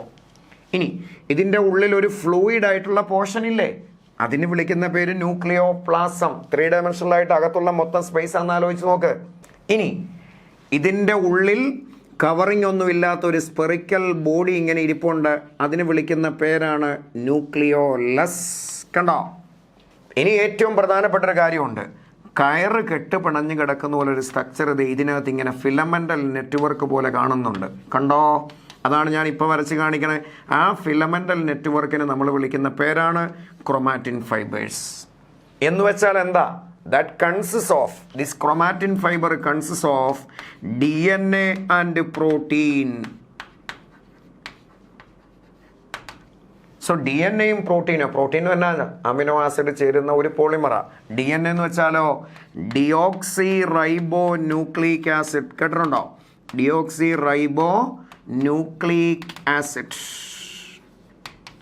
ആക്ച്വലി നമ്മുടെ ജനറ്റിക് മെറ്റീരിയലിനെ ക്യാരി ചെയ്യുന്ന സ്ട്രക്ചർ ഈ ഡി എൻ എ അല്ലെങ്കിൽ ഈ ക്രൊമാറ്റിൻ ഫൈബറാണ്. ക്രൊമാറ്റിൻ എന്ന് വെച്ചാൽ ഡി എൻ എ സ്ട്രക്ചറാണ്. ആൻഡ് ഡി എൻ എയും പ്രോട്ടീനും ഒക്കെ അസോസിയേറ്റ് ചെയ്ത് കാണപ്പെടുന്ന ഒരു നെറ്റ്വർക്ക് ഫിലമെൻ്റൽ പോലെ സ്ട്രക്ചർ പോലെ ഇങ്ങനെ കയറ് വെട്ട് കളഞ്ഞു കൊടുക്കുന്ന പോലെ കിടക്കുക ന്യൂക്ലിയസിൻ്റെ ഉള്ളിൽ. അതാണ് ആക്ച്വലി ക്രൊമാറ്റിൻ ഫൈബർ. അതിൻ്റെ ഏറ്റവും പ്രധാനപ്പെട്ട കമ്പോണൻറ്റ് ഡി എൻ എ ആണ്, ഡിയോക്സി റൈബോ ന്യൂക്ലിക് ആസിഡാണ്. നമുക്ക് ഇതേപോലുള്ള സ്ട്രക്ചറുകളുണ്ട്. ഇനി നമ്മളൊരു സെല്ലിനെ ഇങ്ങനെ നോക്കുവാണെങ്കിൽ ന്യൂക്ലിയസ് കണ്ടാൽ ഇങ്ങനെ ഇരിക്കും. ഇതാണ് ഒരു ട്രൂ ന്യൂക്ലിയസ് എങ്കിൽ ഇതില്ലാത്തവരെയാണ് നമ്മൾ എന്ത് പേര് വിളിക്കുന്നത്? പ്രോക്യാരിയോട്ട് എന്ന് വെച്ചാൽ ന്യൂക്ലിയർ മെമ്പറൈൻ ഇല്ല, ന്യൂക്ലിയോലസ് ഇല്ല, ന്യൂക്ലിയോപ്ലാസം ഇല്ല, ക്രൊമാറ്റിൻ ഫൈബർ എന്ന് പറയുന്ന ഡി എൻ എ സ്ട്രക്ചറുകളൊന്നും ഇല്ല. ഒറിജിനലി നമ്മുടെ ബോഡിയിലെ ഈ ന്യൂക്ലിയസ് ആണ് കാര്യങ്ങളെ മുഴുവൻ കൺട്രോൾ ചെയ്യുന്നതെങ്കിൽ അത് നമുക്ക് കിട്ടിയത് നമ്മുടെ ഫാദറിൻ്റെയും മദറിൻ്റെയും ബോഡിയിൽ നിന്നാണ്, അല്ലേ? ഫാദറിൻ്റെ ബോഡിയിലുള്ള സ്ട്രക്ചറുകൾ, മദറിൻ്റെ ബോഡിയിലുള്ള സ്ട്രക്ചർ സ്പേം വഴി, ഓവം വഴി നമുക്ക് കിട്ടുമ്പോൾ ഫെർട്ടിലൈസ് ചെയ്ത ഒരു സൈഗോട്ടാണ് നമ്മുടെ ബോഡിയിലെ ആദ്യത്തെ സെൽ. നമ്മൾ കേട്ടിട്ടുണ്ട് നമ്മുടെ ബോഡിയിൽ ക്രോമോസോം ഉണ്ട്, അതാണ് കൺട്രോളിങ് യൂണിറ്റ് എന്ന് കേൾക്കും, ശരിയല്ലേ? ഈ ക്രോമോസോം എവിടെ നിന്നാണ് വരണേ? ഫാദറിൻ്റെ ബോഡിയിൽ 46 ക്രോമോസോം ഉണ്ട്, മദറിൻ്റെ ബോഡിയിൽ 46 ഉണ്ട്, നമ്മുടെ ബോഡിയിലും ഉണ്ട് 46. പക്ഷേ ഫാദറിൽ നിന്ന് 23 നമുക്ക് കിട്ടുന്നുള്ളൂ, മദറിൽ നിന്ന് 23 കിട്ടുന്നുള്ളൂ. ഈ 2 23 മിക്സ് ചെയ്തൊരു ഫ്യൂഷൻ പ്രോഡക്റ്റാണ് നമ്മുടെ 46. നമ്മുടെ കാര്യങ്ങളൊക്കെ കൺട്രോൾ ചെയ്യാനുള്ളത് ഫാദറിൻ്റെയും മദറിൻ്റെയും ബോഡിയിലുള്ള ജീനുകൾ ട്രാൻസ്ഫർ ചെയ്യണ്ടേ? അത് ട്രാൻസ്ഫർ ചെയ്ത് കിട്ടുന്ന ഈ ക്രൊമാറ്റിൻ്റെ രൂപത്തിലുള്ള ഡി എൻ എയുടെ സ്ട്രക്ചർ വഴി, genetical information, heredity information carry ചെയ്ത സ്ട്രക്ചർ വഴിയാണ്, അല്ലേ? ഇപ്പം നമ്മൾ റീസെൻ്റ് ആയിട്ടൊക്കെ കേൾക്കാറുണ്ട് ഡി എൻ എ സീക്വൻസിങ്ങും ഡി എൻ എ ടെസ്റ്റ് ചെയ്തിട്ടൊക്കെ അല്ലേ ഓരോ കാര്യങ്ങളും കേസുകളും ഒക്കെ തെളിയണേ. അപ്പോൾ അതിൻ്റെ കാര്യങ്ങളൊക്കെ കോഡ് ചെയ്യുന്ന സീക്വൻസിങ് ഉള്ളത് ഈ ക്രൊമാറ്റിൻ ഫൈബറാണ്. ചില സിറ്റുവേഷനിൽ ഒരു സെല്ല് ഡിവൈഡ് ചെയ്തിട്ട് 2 സെല്ലാകുമെന്നൊക്കെ നിങ്ങൾ കേട്ടിട്ടുണ്ട്. അങ്ങനെ ഡിവൈഡ് ചെയ്യുമ്പോൾ ഇതിനകത്തിരിക്കുന്ന 46 കണ്ടന്റ് ഡിവൈഡ് ചെയ്തിട്ട് 2 പേർക്കും പോകും. മൈറ്റോസിസ്, മിയോസിസ്, അങ്ങനെ സെൽ ഡിവിഷൻ്റെ പ്രോസസ്സുകളൊക്കെ ഉണ്ട്, വഴിയെ പഠിക്കും, അല്ലെങ്കിൽ ഹയർ ക്ലാസ്സിലൊക്കെ ഡീറ്റെയിൽ പഠിക്കും. അങ്ങനെ വരുമ്പോൾ എന്ത് സംഭവിക്കണം? ഇതിനകത്തിരിക്കുന്ന കണ്ടന്റ് അങ്ങോട്ട് ട്രാൻസ്ഫർ ചെയ്യണം. സോ ആ സിറ്റുവേഷനിൽ, ഡിവൈഡ് ചെയ്യുന്ന സിറ്റുവേഷനിൽ നോക്കുമ്പോഴാണ് ഈ ക്രൊമാറ്റിൻ കൺവേർട്ട് ചെയ്ത് ക്രോമോസോം പോലെയായി മാറും. സോ ഇവിടുത്തെ ആ പടം ഒന്ന് ശ്രദ്ധിച്ചേ. ക്രൊമാറ്റിൻ ഫൈബർ പോലെ ഞാൻ കാണിച്ചിട്ടില്ലേ, അതിങ്ങനെ ഹൈലി നല്ലതുപോലെ കോയിൽ ചെയ്ത് വരും. കോയിൽ ചെയ്ത് ഇങ്ങനെ വന്നിട്ട് നമ്മളത് നോക്കിക്കഴിഞ്ഞാൽ ഒരു തിക്ക് ബാൻഡിലേക്ക് സ്ട്രക്ചർ പോലെ തോന്നും. സോ അതിന് വിളിക്കുന്ന പേരാണ് ക്രോമോസോം. കിട്ടിയ ഐഡിയ? കണ്ടാൽ ഇങ്ങനെ ഇരിക്കും, അത് ചില സിറ്റുവേഷൻ അനുസരിച്ച് ഇത് ഇങ്ങനെയാണ്. ഈ ഒരു സ്ട്രക്ചറിന് നമ്മൾ പറയുന്ന പേര് ക്രൊമാറ്റിഡ് എന്നാണ്. അതിൻ്റെ ഒരു കോപ്പി ഉണ്ടാകുന്ന ചില സിറ്റുവേഷൻസ് ഉണ്ട്. അപ്പോൾ 2 ഇങ്ങനെ ഒരുമിച്ചിരിക്കുന്ന പോലെ ഇരിക്കും, 2 ക്രൊമാറ്റിഡുകൾ. അതാണ് ഒരു ഫുൾ ക്രോമോസോമിൻ്റെ സ്ട്രക്ചർ. 2 ഐഡൻറ്റിക്കലാണ്, ശരിയല്ലേ? ഇനി അതിനെ തമ്മിൽ ചേർത്ത് വെക്കുന്ന നടുക്കുള്ള ഒരു സ്ട്രക്ചർ ഉണ്ട്, ഇറ്റ് ഈസ് കോൾഡ് സെൻട്രോമിയർ എന്ന് വിളിക്കും. അതിൻ്റെ 2 സൈഡിലും ഡിസ്ക് പോലെ സ്ട്രക്ചറൊക്കെ കാണിക്കുന്നുണ്ട്. ആക്ച്വലി ഇതെന്തുവാ? ഇവിടെ ക്രൊമാറ്റിൻ എന്ന് പറഞ്ഞ കയറ് പോലെ കെട്ടുപിണഞ്ഞ് കിടക്കുന്ന ഡി എൻ എയും പ്രോട്ടീനും ഒക്കെ ഉള്ള സ്ട്രക്ചർ എന്ന് പറഞ്ഞില്ലേ, അത് തന്നെയാണ് ഈ ക്രോമോസോം. ജനറ്റിക്കലി രണ്ടും സെയിമാണ്. Chromatin and chromosome are genetically same but physically different. അത് ഫിലമെൻ്റൽ നെറ്റ്വർക്ക് പോലെ കയറ് പോലെ കെട്ടുപിണഞ്ഞ് കിടന്നാൽ അതിൻ്റെ പേര് ക്രൊമാറ്റിൻ. അത് നല്ലതുപോലെ കോയിൽ ചെയ്ത് കണ്ടൻസ് ചെയ്ത് ചുരുങ്ങി നല്ല റോഡ് പോലെ തിക്കായി വന്നാൽ അതിൻ്റെ പേര് ക്രോമോസോം. ഇതും ഇങ്ങനെ കോയിൽ ചെയ്തിരിക്കുന്ന ഇതിലൊക്കെ ഉള്ള എന്നാ DNA ഹെറിഡിറ്ററി മെറ്റീരിയലിനെ ക്യാരി ചെയ്ത ഇൻഫർമേഷനെ ക്യാരി ചെയ്ത ക്യാരക്ടറുകൾ ജനറേഷൻ കഴിയുന്നതിനനുസരിച്ച് ട്രാൻസ്ഫർ ചെയ്യാൻ സഹായിക്കുന്ന സ്ട്രക്ചറാണ്. അതാണ് DNA. DNAയുടെ സ്ട്രക്ചർ എങ്ങനെയാണെന്നറിയാമോ? ഹയർ ക്ലാസ്സിലൊക്കെ ഡീറ്റെയിൽ പഠിക്കും. ദേ ഇങ്ങനെയാണ്. നിങ്ങൾ കണ്ടിട്ടുണ്ടോ? ചില ഫിഗറിലൊക്കെ ചിലപ്പോൾ കണ്ടിട്ടുണ്ടാവും. ഇങ്ങനെ ഇതിൻ്റെ അകത്ത് ഇങ്ങനെ കോയിലിങ്ങും പെയറിങ്ങും ഒക്കെയുള്ള സ്ട്രക്ചറുകൾ വഴി ഇങ്ങനെയൊക്കെ പഠിക്കാനൊക്കെ ഉണ്ട്. ഇതാണ് DNAയുടെ സ്ട്രക്ചർ. അതൊന്ന് കണ്ടു നോക്കിയാൽ എങ്ങനെ ഇരിക്കുമെന്നറിയാമോ? ദേ ഇങ്ങനെയാണ്. ഹൈലി കോംപ്ലിക്കേറ്റഡ് സ്ട്രക്ചറാണ് DNA. അത് പഠിച്ചോളും കേട്ടോ. നിങ്ങൾ പഠിക്കാൻ തുടങ്ങി കാര്യങ്ങൾ ഡീറ്റെയിൽ ആയിട്ട് ഇങ്ങനെ ആഴത്തിലേക്ക് ഇറങ്ങിച്ചെന്നാൽ സിമ്പിളാണ്. ഇങ്ങനെ കോയിൽ ചെയ്തിരിക്കുന്ന ലാഡർ പോലെ ചില ഗോവണിയൊക്കെ കണ്ടിട്ടില്ലേ ബിൽഡിങ്ങിൽ ഇങ്ങനെ റൗണ്ട് പോലെ ഏകദേശം അങ്ങനെ കറങ്ങി കറങ്ങി വരുന്ന മോഡലിലുള്ള ഒരു സ്ട്രക്ചർ. ഇതിങ്ങനെ നല്ലതുപോലെ കോയിൽ ചെയ്ത് തിക്കായി മാറുമ്പോൾ ക്രോമോസോമായിട്ട് വിളിക്കും. സോ സ്ട്രക്ചറുമായിട്ടും ന്യൂക്ലിയസിന് ബന്ധപ്പെട്ട കാര്യങ്ങളിൽ ഫംഗ്ഷനിലും ഒക്കെ നമുക്കിത് പറയാൻ പറ്റും. ഐഡിയ കിട്ടിയോ? അപ്പോൾ എന്താണ് നമ്മൾ കണ്ട ന്യൂക്ലിയസ്? ഔട്ടറിൽ there is a nuclear membrane. ഞാനിവിടെ ഒന്നുകൂടെ നിങ്ങളൊന്ന് കാണിക്കാം, ഒന്ന് ശ്രദ്ധിച്ചേ. ഒരു ന്യൂക്ലിയർ മെമ്പറൈൻ ഉണ്ട്. അത് ഡബിൾ മെമ്പറൈൻ ബൗണ്ട് സ്ട്രക്ചറാണ്. ഉള്ളിലുള്ള ഫ്ലൂയിഡിൻ്റെ പേര് ന്യൂക്ലിയോപ്ലാസം. അതിനകത്ത് കാണുന്ന ഒരു സ്പെറിക്കൽ ബോഡി ന്യൂക്ലിയോലസ്. കയറ് കെട്ടുപിണഞ്ഞതുപോലെ കാണപ്പെടുന്ന ഫിലമെൻ്റൽ നെറ്റ്വർക്കിലുള്ള DNAയും പ്രോട്ടീനും ഒക്കെ അസോസിയേറ്റ് ചെയ്ത സ്ട്രക്ചറിന് വിളിച്ച പേര് ക്രൊമാറ്റിൻ ഫൈബർ. ഇത് നല്ലതുപോലെ ദേ കണ്ടോ ഇങ്ങനെ ഡബിൾ സ്റ്റാൻഡായിട്ട് കോയിൽ ചെയ്ത് നിൽക്കുക. അത് ഹൈലി കോയിൽ ചെയ്തിട്ട് കുറച്ചുകൂടെ തിക്കായിട്ട് ഇങ്ങനെ വരും. അങ്ങനെ വരുമ്പോൾ ഒരു ബാൻഡിലേക്ക് സ്ട്രക്ചർ ആയാൽ വിളിക്കുന്ന പേര് ക്രോമോസോം. ബേസിക്കലി ക്രോമാറ്റിനും ക്രോമോസോമും സെയിം ആണ്, ബട്ട് ഫിസിക്കലി ഡിഫറെൻ്റ് ആണ്. ഈ DNA ഇങ്ങനെ നെറ്റ്വർക്ക് പോലെ കിടന്നാൽ ക്രോമാറ്റിൻ നല്ല നമുക്ക് കാണാൻ പറ്റുന്ന രൂപത്തിൽ പറഞ്ഞാൽ ക്രോമോസോം. ഈ മോഡൽ ക്രോമോസോം നമുക്ക് 46. ഫാദറിൽ നിന്ന് 23, മദറിൽ നിന്ന് 23. അപ്പോൾ അവിടെ നിന്ന് ഫാദറിൻ്റെ ചില ക്യാരക്ടർ നമുക്ക് കിട്ടും, മദറിൻ്റെ ചില ക്യാരക്ടർ നമുക്ക് കിട്ടുകയല്ലേ. അതിനെയൊക്കെ കോഡ് ചെയ്യുന്ന, എത്ര ജനറേഷൻ കഴിഞ്ഞാലും ഇതിങ്ങനെ ട്രാൻസ്ഫർ ചെയ്യുന്ന, ഹെറിഡിറ്റി ആൻഡ് വേരിയേഷനെയൊക്കെ കൺട്രോൾ ചെയ്യേണ്ട ആ ക്യാരക്ടറിനെ കോഡ് ചെയ്യേണ്ട കാര്യങ്ങളൊക്കെ ഈ ന്യൂക്ലിയസിലെ ക്രോമോസോമിലാ അല്ലെ DNAയിലാ. സോ അങ്ങനെയാണെങ്കിൽ നമുക്ക് പറയാം ഫംഗ്ഷനിലേക്ക് വന്നാൽ ഒന്നാമത്തെ function, it is the controlling unit of the cell. Controlling unit of the cell. It carry genetic informations.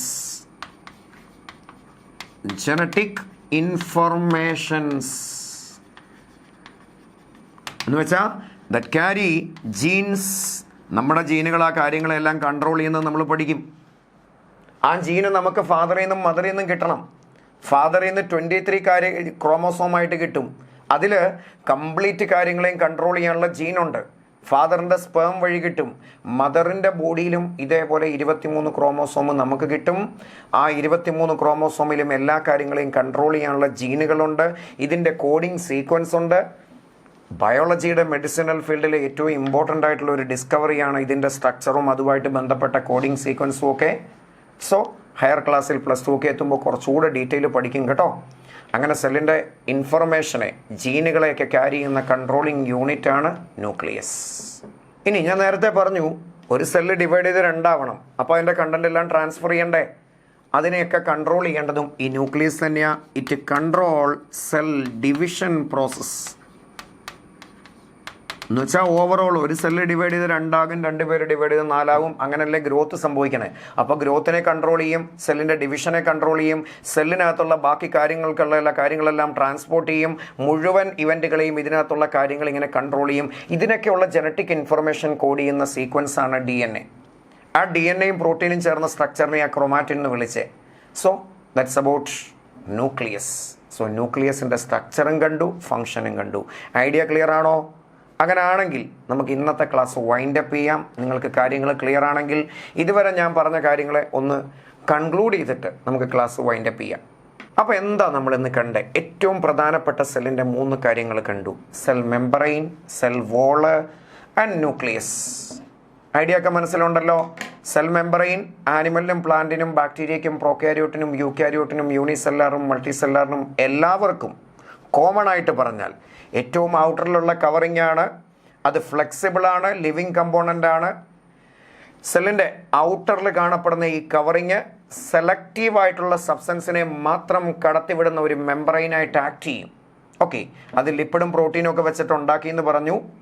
സ്ട്രക്ചറിൽ നമ്മൾ കേട്ട കാര്യങ്ങൾ വഴി പിന്നെ കണ്ടു ഫംഗ്ഷൻ. സെല്ലിന് പ്രൊട്ടക്ഷൻ കൊടുക്കും, സെല്ലിൻ്റെ അകത്തോട്ടും പുറത്തോട്ടുമുള്ള സബ്സ്റ്റൻസിൻ്റെ എൻട്രിയെ കൺട്രോൾ ചെയ്യും. അത് ഡിഫ്യൂഷൻ, ഓസ്മോസ് പോലുള്ള പ്രോസസ്സ് വഴി. ഡിഫ്യൂഷനും ഓസ്മോസും ഒക്കെ എന്താണെന്ന് ബേസിക് ഐഡിയ മനസ്സിലിരിക്കണം. അത് അതിൻ്റെ കോൺസെൻട്രേഷൻ്റെ ഡിഫറൻസിനെ ബേസ് ചെയ്തിട്ട്, എമൗണ്ട് അല്ല, വെള്ളവും സൊല്യൂട്ടും ഒക്കെ കണ്ടാൽ അതിൻ്റെ കോൺസെൻട്രേഷനെ ബേസ് ചെയ്തിട്ടുള്ള കാര്യങ്ങളെ ബേസ് ചെയ്തിട്ടാണ് ഈ മൂവ്മെൻറ്റ് കൺട്രോൾ ചെയ്യുക. അതൊക്കെ കൺട്രോൾ ചെയ്യേണ്ട ആൾ ഈ സെല്ലിൻ്റെ മെംബ്രെയിനാണ്.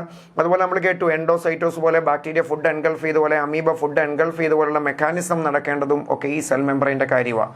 അപ്പോൾ ഔട്ട്സൈഡ് എൻവയോൺമെൻറ്റുമായിട്ട് സെല്ലിന് ഇൻട്രാക്ട് ചെയ്യുന്ന, സെല്ലിന് പ്രൊട്ടക്ഷൻ കിട്ടുന്ന, സെല്ലിന് എല്ലാ കാര്യങ്ങളും പ്രൊവൈഡ് ചെയ്ത ഔട്ടറിലെ ഒരു കവറിംഗ് ആണ് പ്ലാസ്മ മെംബ്രെയിൻ. അത് ഫ്ലെക്സിബിൾ ആണ്. 2 സെൽ വോൾ കണ്ടു. ആനിമലിനില്ല, പ്ലാന്റ് പോലെ ചില ആൾക്കാർക്കുണ്ട്. പ്ലാന്റിൻ്റെ സെൽവാണെങ്കിൽ സെല്ലുലോസ് വെച്ചുണ്ടാക്കി, അത് കുറച്ചുകൂടെ ഫ്രീലി പെർമിയബിൾ ആണ്. അത് പക്ഷേ ഡെഡ് കമ്പോണൻ്റ് ആണ്. ഫ്രീലി പെർമിയബിൾ ആയതുകൊണ്ട് അകത്തോട്ടുള്ള എൻട്രി ഓർ എക്സിറ്റിനെ കൺട്രോൾ ചെയ്യുന്നതിൽ പ്രത്യേകിച്ച് റോളില്ല. അത് സെൽ മെംബ്രെയിൻ തന്നെയാണ്. സെൽ വോളിൻ്റെ ഫംഗ്ഷൻ നമ്മൾ കേട്ടു. ഔട്ടറിൽ ഒരു പ്രൊട്ടക്ഷൻ കിട്ടും, അതിൻ്റെ ഫിസിക്കൽ പ്രോപ്പർട്ടിക്ക് അനുസരിച്ച് ഒരു ഷേപ്പ് കിട്ടും, പ്ലാസ്റ്റിക് കവർ പോലെ പറഞ്ഞില്ലേ. ദെൻ അതിന് സെല്ലിൻ്റെ കാര്യത്തിൽ റിജിഡിറ്റിയും സപ്പോർട്ടും ഷേപ്പും ഒക്കെ പ്രൊവൈഡ് ചെയ്യാൻ സഹായിക്കും. അതിൻ്റെ ഏറ്റവും അവസാനം നമ്മൾ കണ്ടത് ന്യൂക്ലിയസാണ്. ന്യൂക്ലിയസ് സെല്ലിൻ്റെ കൺട്രോളിങ് യൂണിറ്റ് ആണ്. സ്ട്രക്ചർ കണ്ടു. Nuclear membrane, nucleoplasm, nucleolus, chromatin.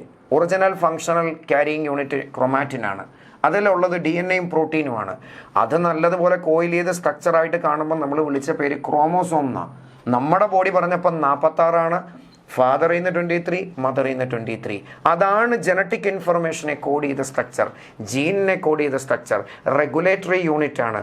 നമ്മുടെ കൺട്രോളിങ് യൂണിറ്റായിട്ട് വർക്ക് ചെയ്യുന്നത് ഈ DNA-യും ജീനും ഒക്കെ ക്യാരി ചെയ്ത ഈ ക്രോമോസോമിൻ്റെ ക്രോമാറ്റിൻ്റെ സെഗ്മെൻറ്റാണ്. ഓക്കെ അല്ലേ? അപ്പോൾ ഈ കാര്യങ്ങളൊക്കെ മനസ്സിൽ നിൽക്കണം. നമ്മൾ അടുത്ത ക്ലാസ്സിൽ വരുമ്പോൾ ബാക്കി സെല്ലിൻ്റെ ഉള്ളിലേക്ക് കയറണം, സെല്ലിൻ്റെയൊക്കെ ആഴത്തിൽ ഇറങ്ങിച്ചെല്ലണം. നല്ല മൈക്രോസ്കോപ്പ് വെച്ച് കണ്ടാലല്ലേ അത് കാണാൻ പറ്റൂ. അങ്ങനെ കണ്ടിട്ട് സെല്ലിനകത്തുള്ള ബാക്കി ഫംഗ്ഷനൊക്കെ നിർവഹിക്കുന്ന സെല്ലിൻ്റെ ഓരോ സെൽ ഓർഗനിലും സ്ട്രക്ചറും ഒക്കെ അറിയണം. സെല്ലിനെ ബേസ് ചെയ്തുള്ള കുറച്ച് ക്വസ്റ്റ്യനൊക്കെ അറിയണം. നമ്മൾ അടുത്ത ക്ലാസ്സിൽ ഓൾമോസ്റ്റ് സെല്ലിൻ്റെ ഓർഗനിലൊക്കെ പറ്റിയൊക്കെ പറയും. ഇനി ചില ഓർഗനിലും അതുപോലെ തന്നെ സെല്ലിൻ്റെ, പ്ലാന്റിൻ്റെ, ആനിമൽ സെല്ലിൻ്റെ ഡിഫറൻസും ദെൻ സെൽ ഡിവിഷൻ്റെ ഒരു ഐഡിയയും കൊണ്ട് കുറച്ച് ക്വസ്റ്റ്യനും ഒക്കെ 4ാമത്തെ ഒരു ക്ലാസ്സിൽ നമ്മൾ ചെയ്യും. 4 ക്ലാസ് കൊണ്ട് ഫിനിഷ് ചെയ്യണം. 3ാമത്തെ ക്ലാസ്സിൽ, നെക്സ്റ്റ് ക്ലാസ്സിൽ നമ്മൾ കാണേണ്ടത് സെൽ ഓർഗനലിൻ്റെ ഒരു ഐഡിയ ആണ്. എല്ലാവരും അല്ല, ഒരു മിക്കവാറും ആൾക്കാരൊക്കെ അത് കാണാം. ഇത്രയും കാര്യങ്ങളുടെ ഐഡിയ മനസ്സിലിരിക്കണം. ഞാൻ പറഞ്ഞു, ഒരു സെല്ല് വരയ്ക്കാൻ പറഞ്ഞാൽ നമുക്ക് വരയ്ക്കാൻ പറ്റണം. തോന്നിയിടത്ത് കൊണ്ട് ഓരോ ഓർഗനിലും വരയ്ക്കാൻ പറ്റൂല. അതിനൊരു പൊസിഷനിങ് ഉണ്ട്, സ്ട്രക്ചറുണ്ട്. ഏകദേശം 2-3 പേരെ വരയ്ക്കാൻ നമ്മൾ പഠിച്ചില്ലേ? ക്ലാസ് തീരുമ്പോൾ എല്ലാം സ്വന്തമായിട്ട് മറന്നു പോകാത്ത രീതിയിൽ എപ്പോൾ ചോദിച്ചാലും വരയ്ക്കാൻ പറ്റുന്ന രീതിയിൽ നിങ്ങളുടെ മനസ്സിലിരിക്കണം. ഓക്കെ, അപ്പോൾ പഠിച്ചിട്ടൊക്കെ വരിക. അടുത്ത ക്ലാസ്സിൽ കാണാം. ബൈ.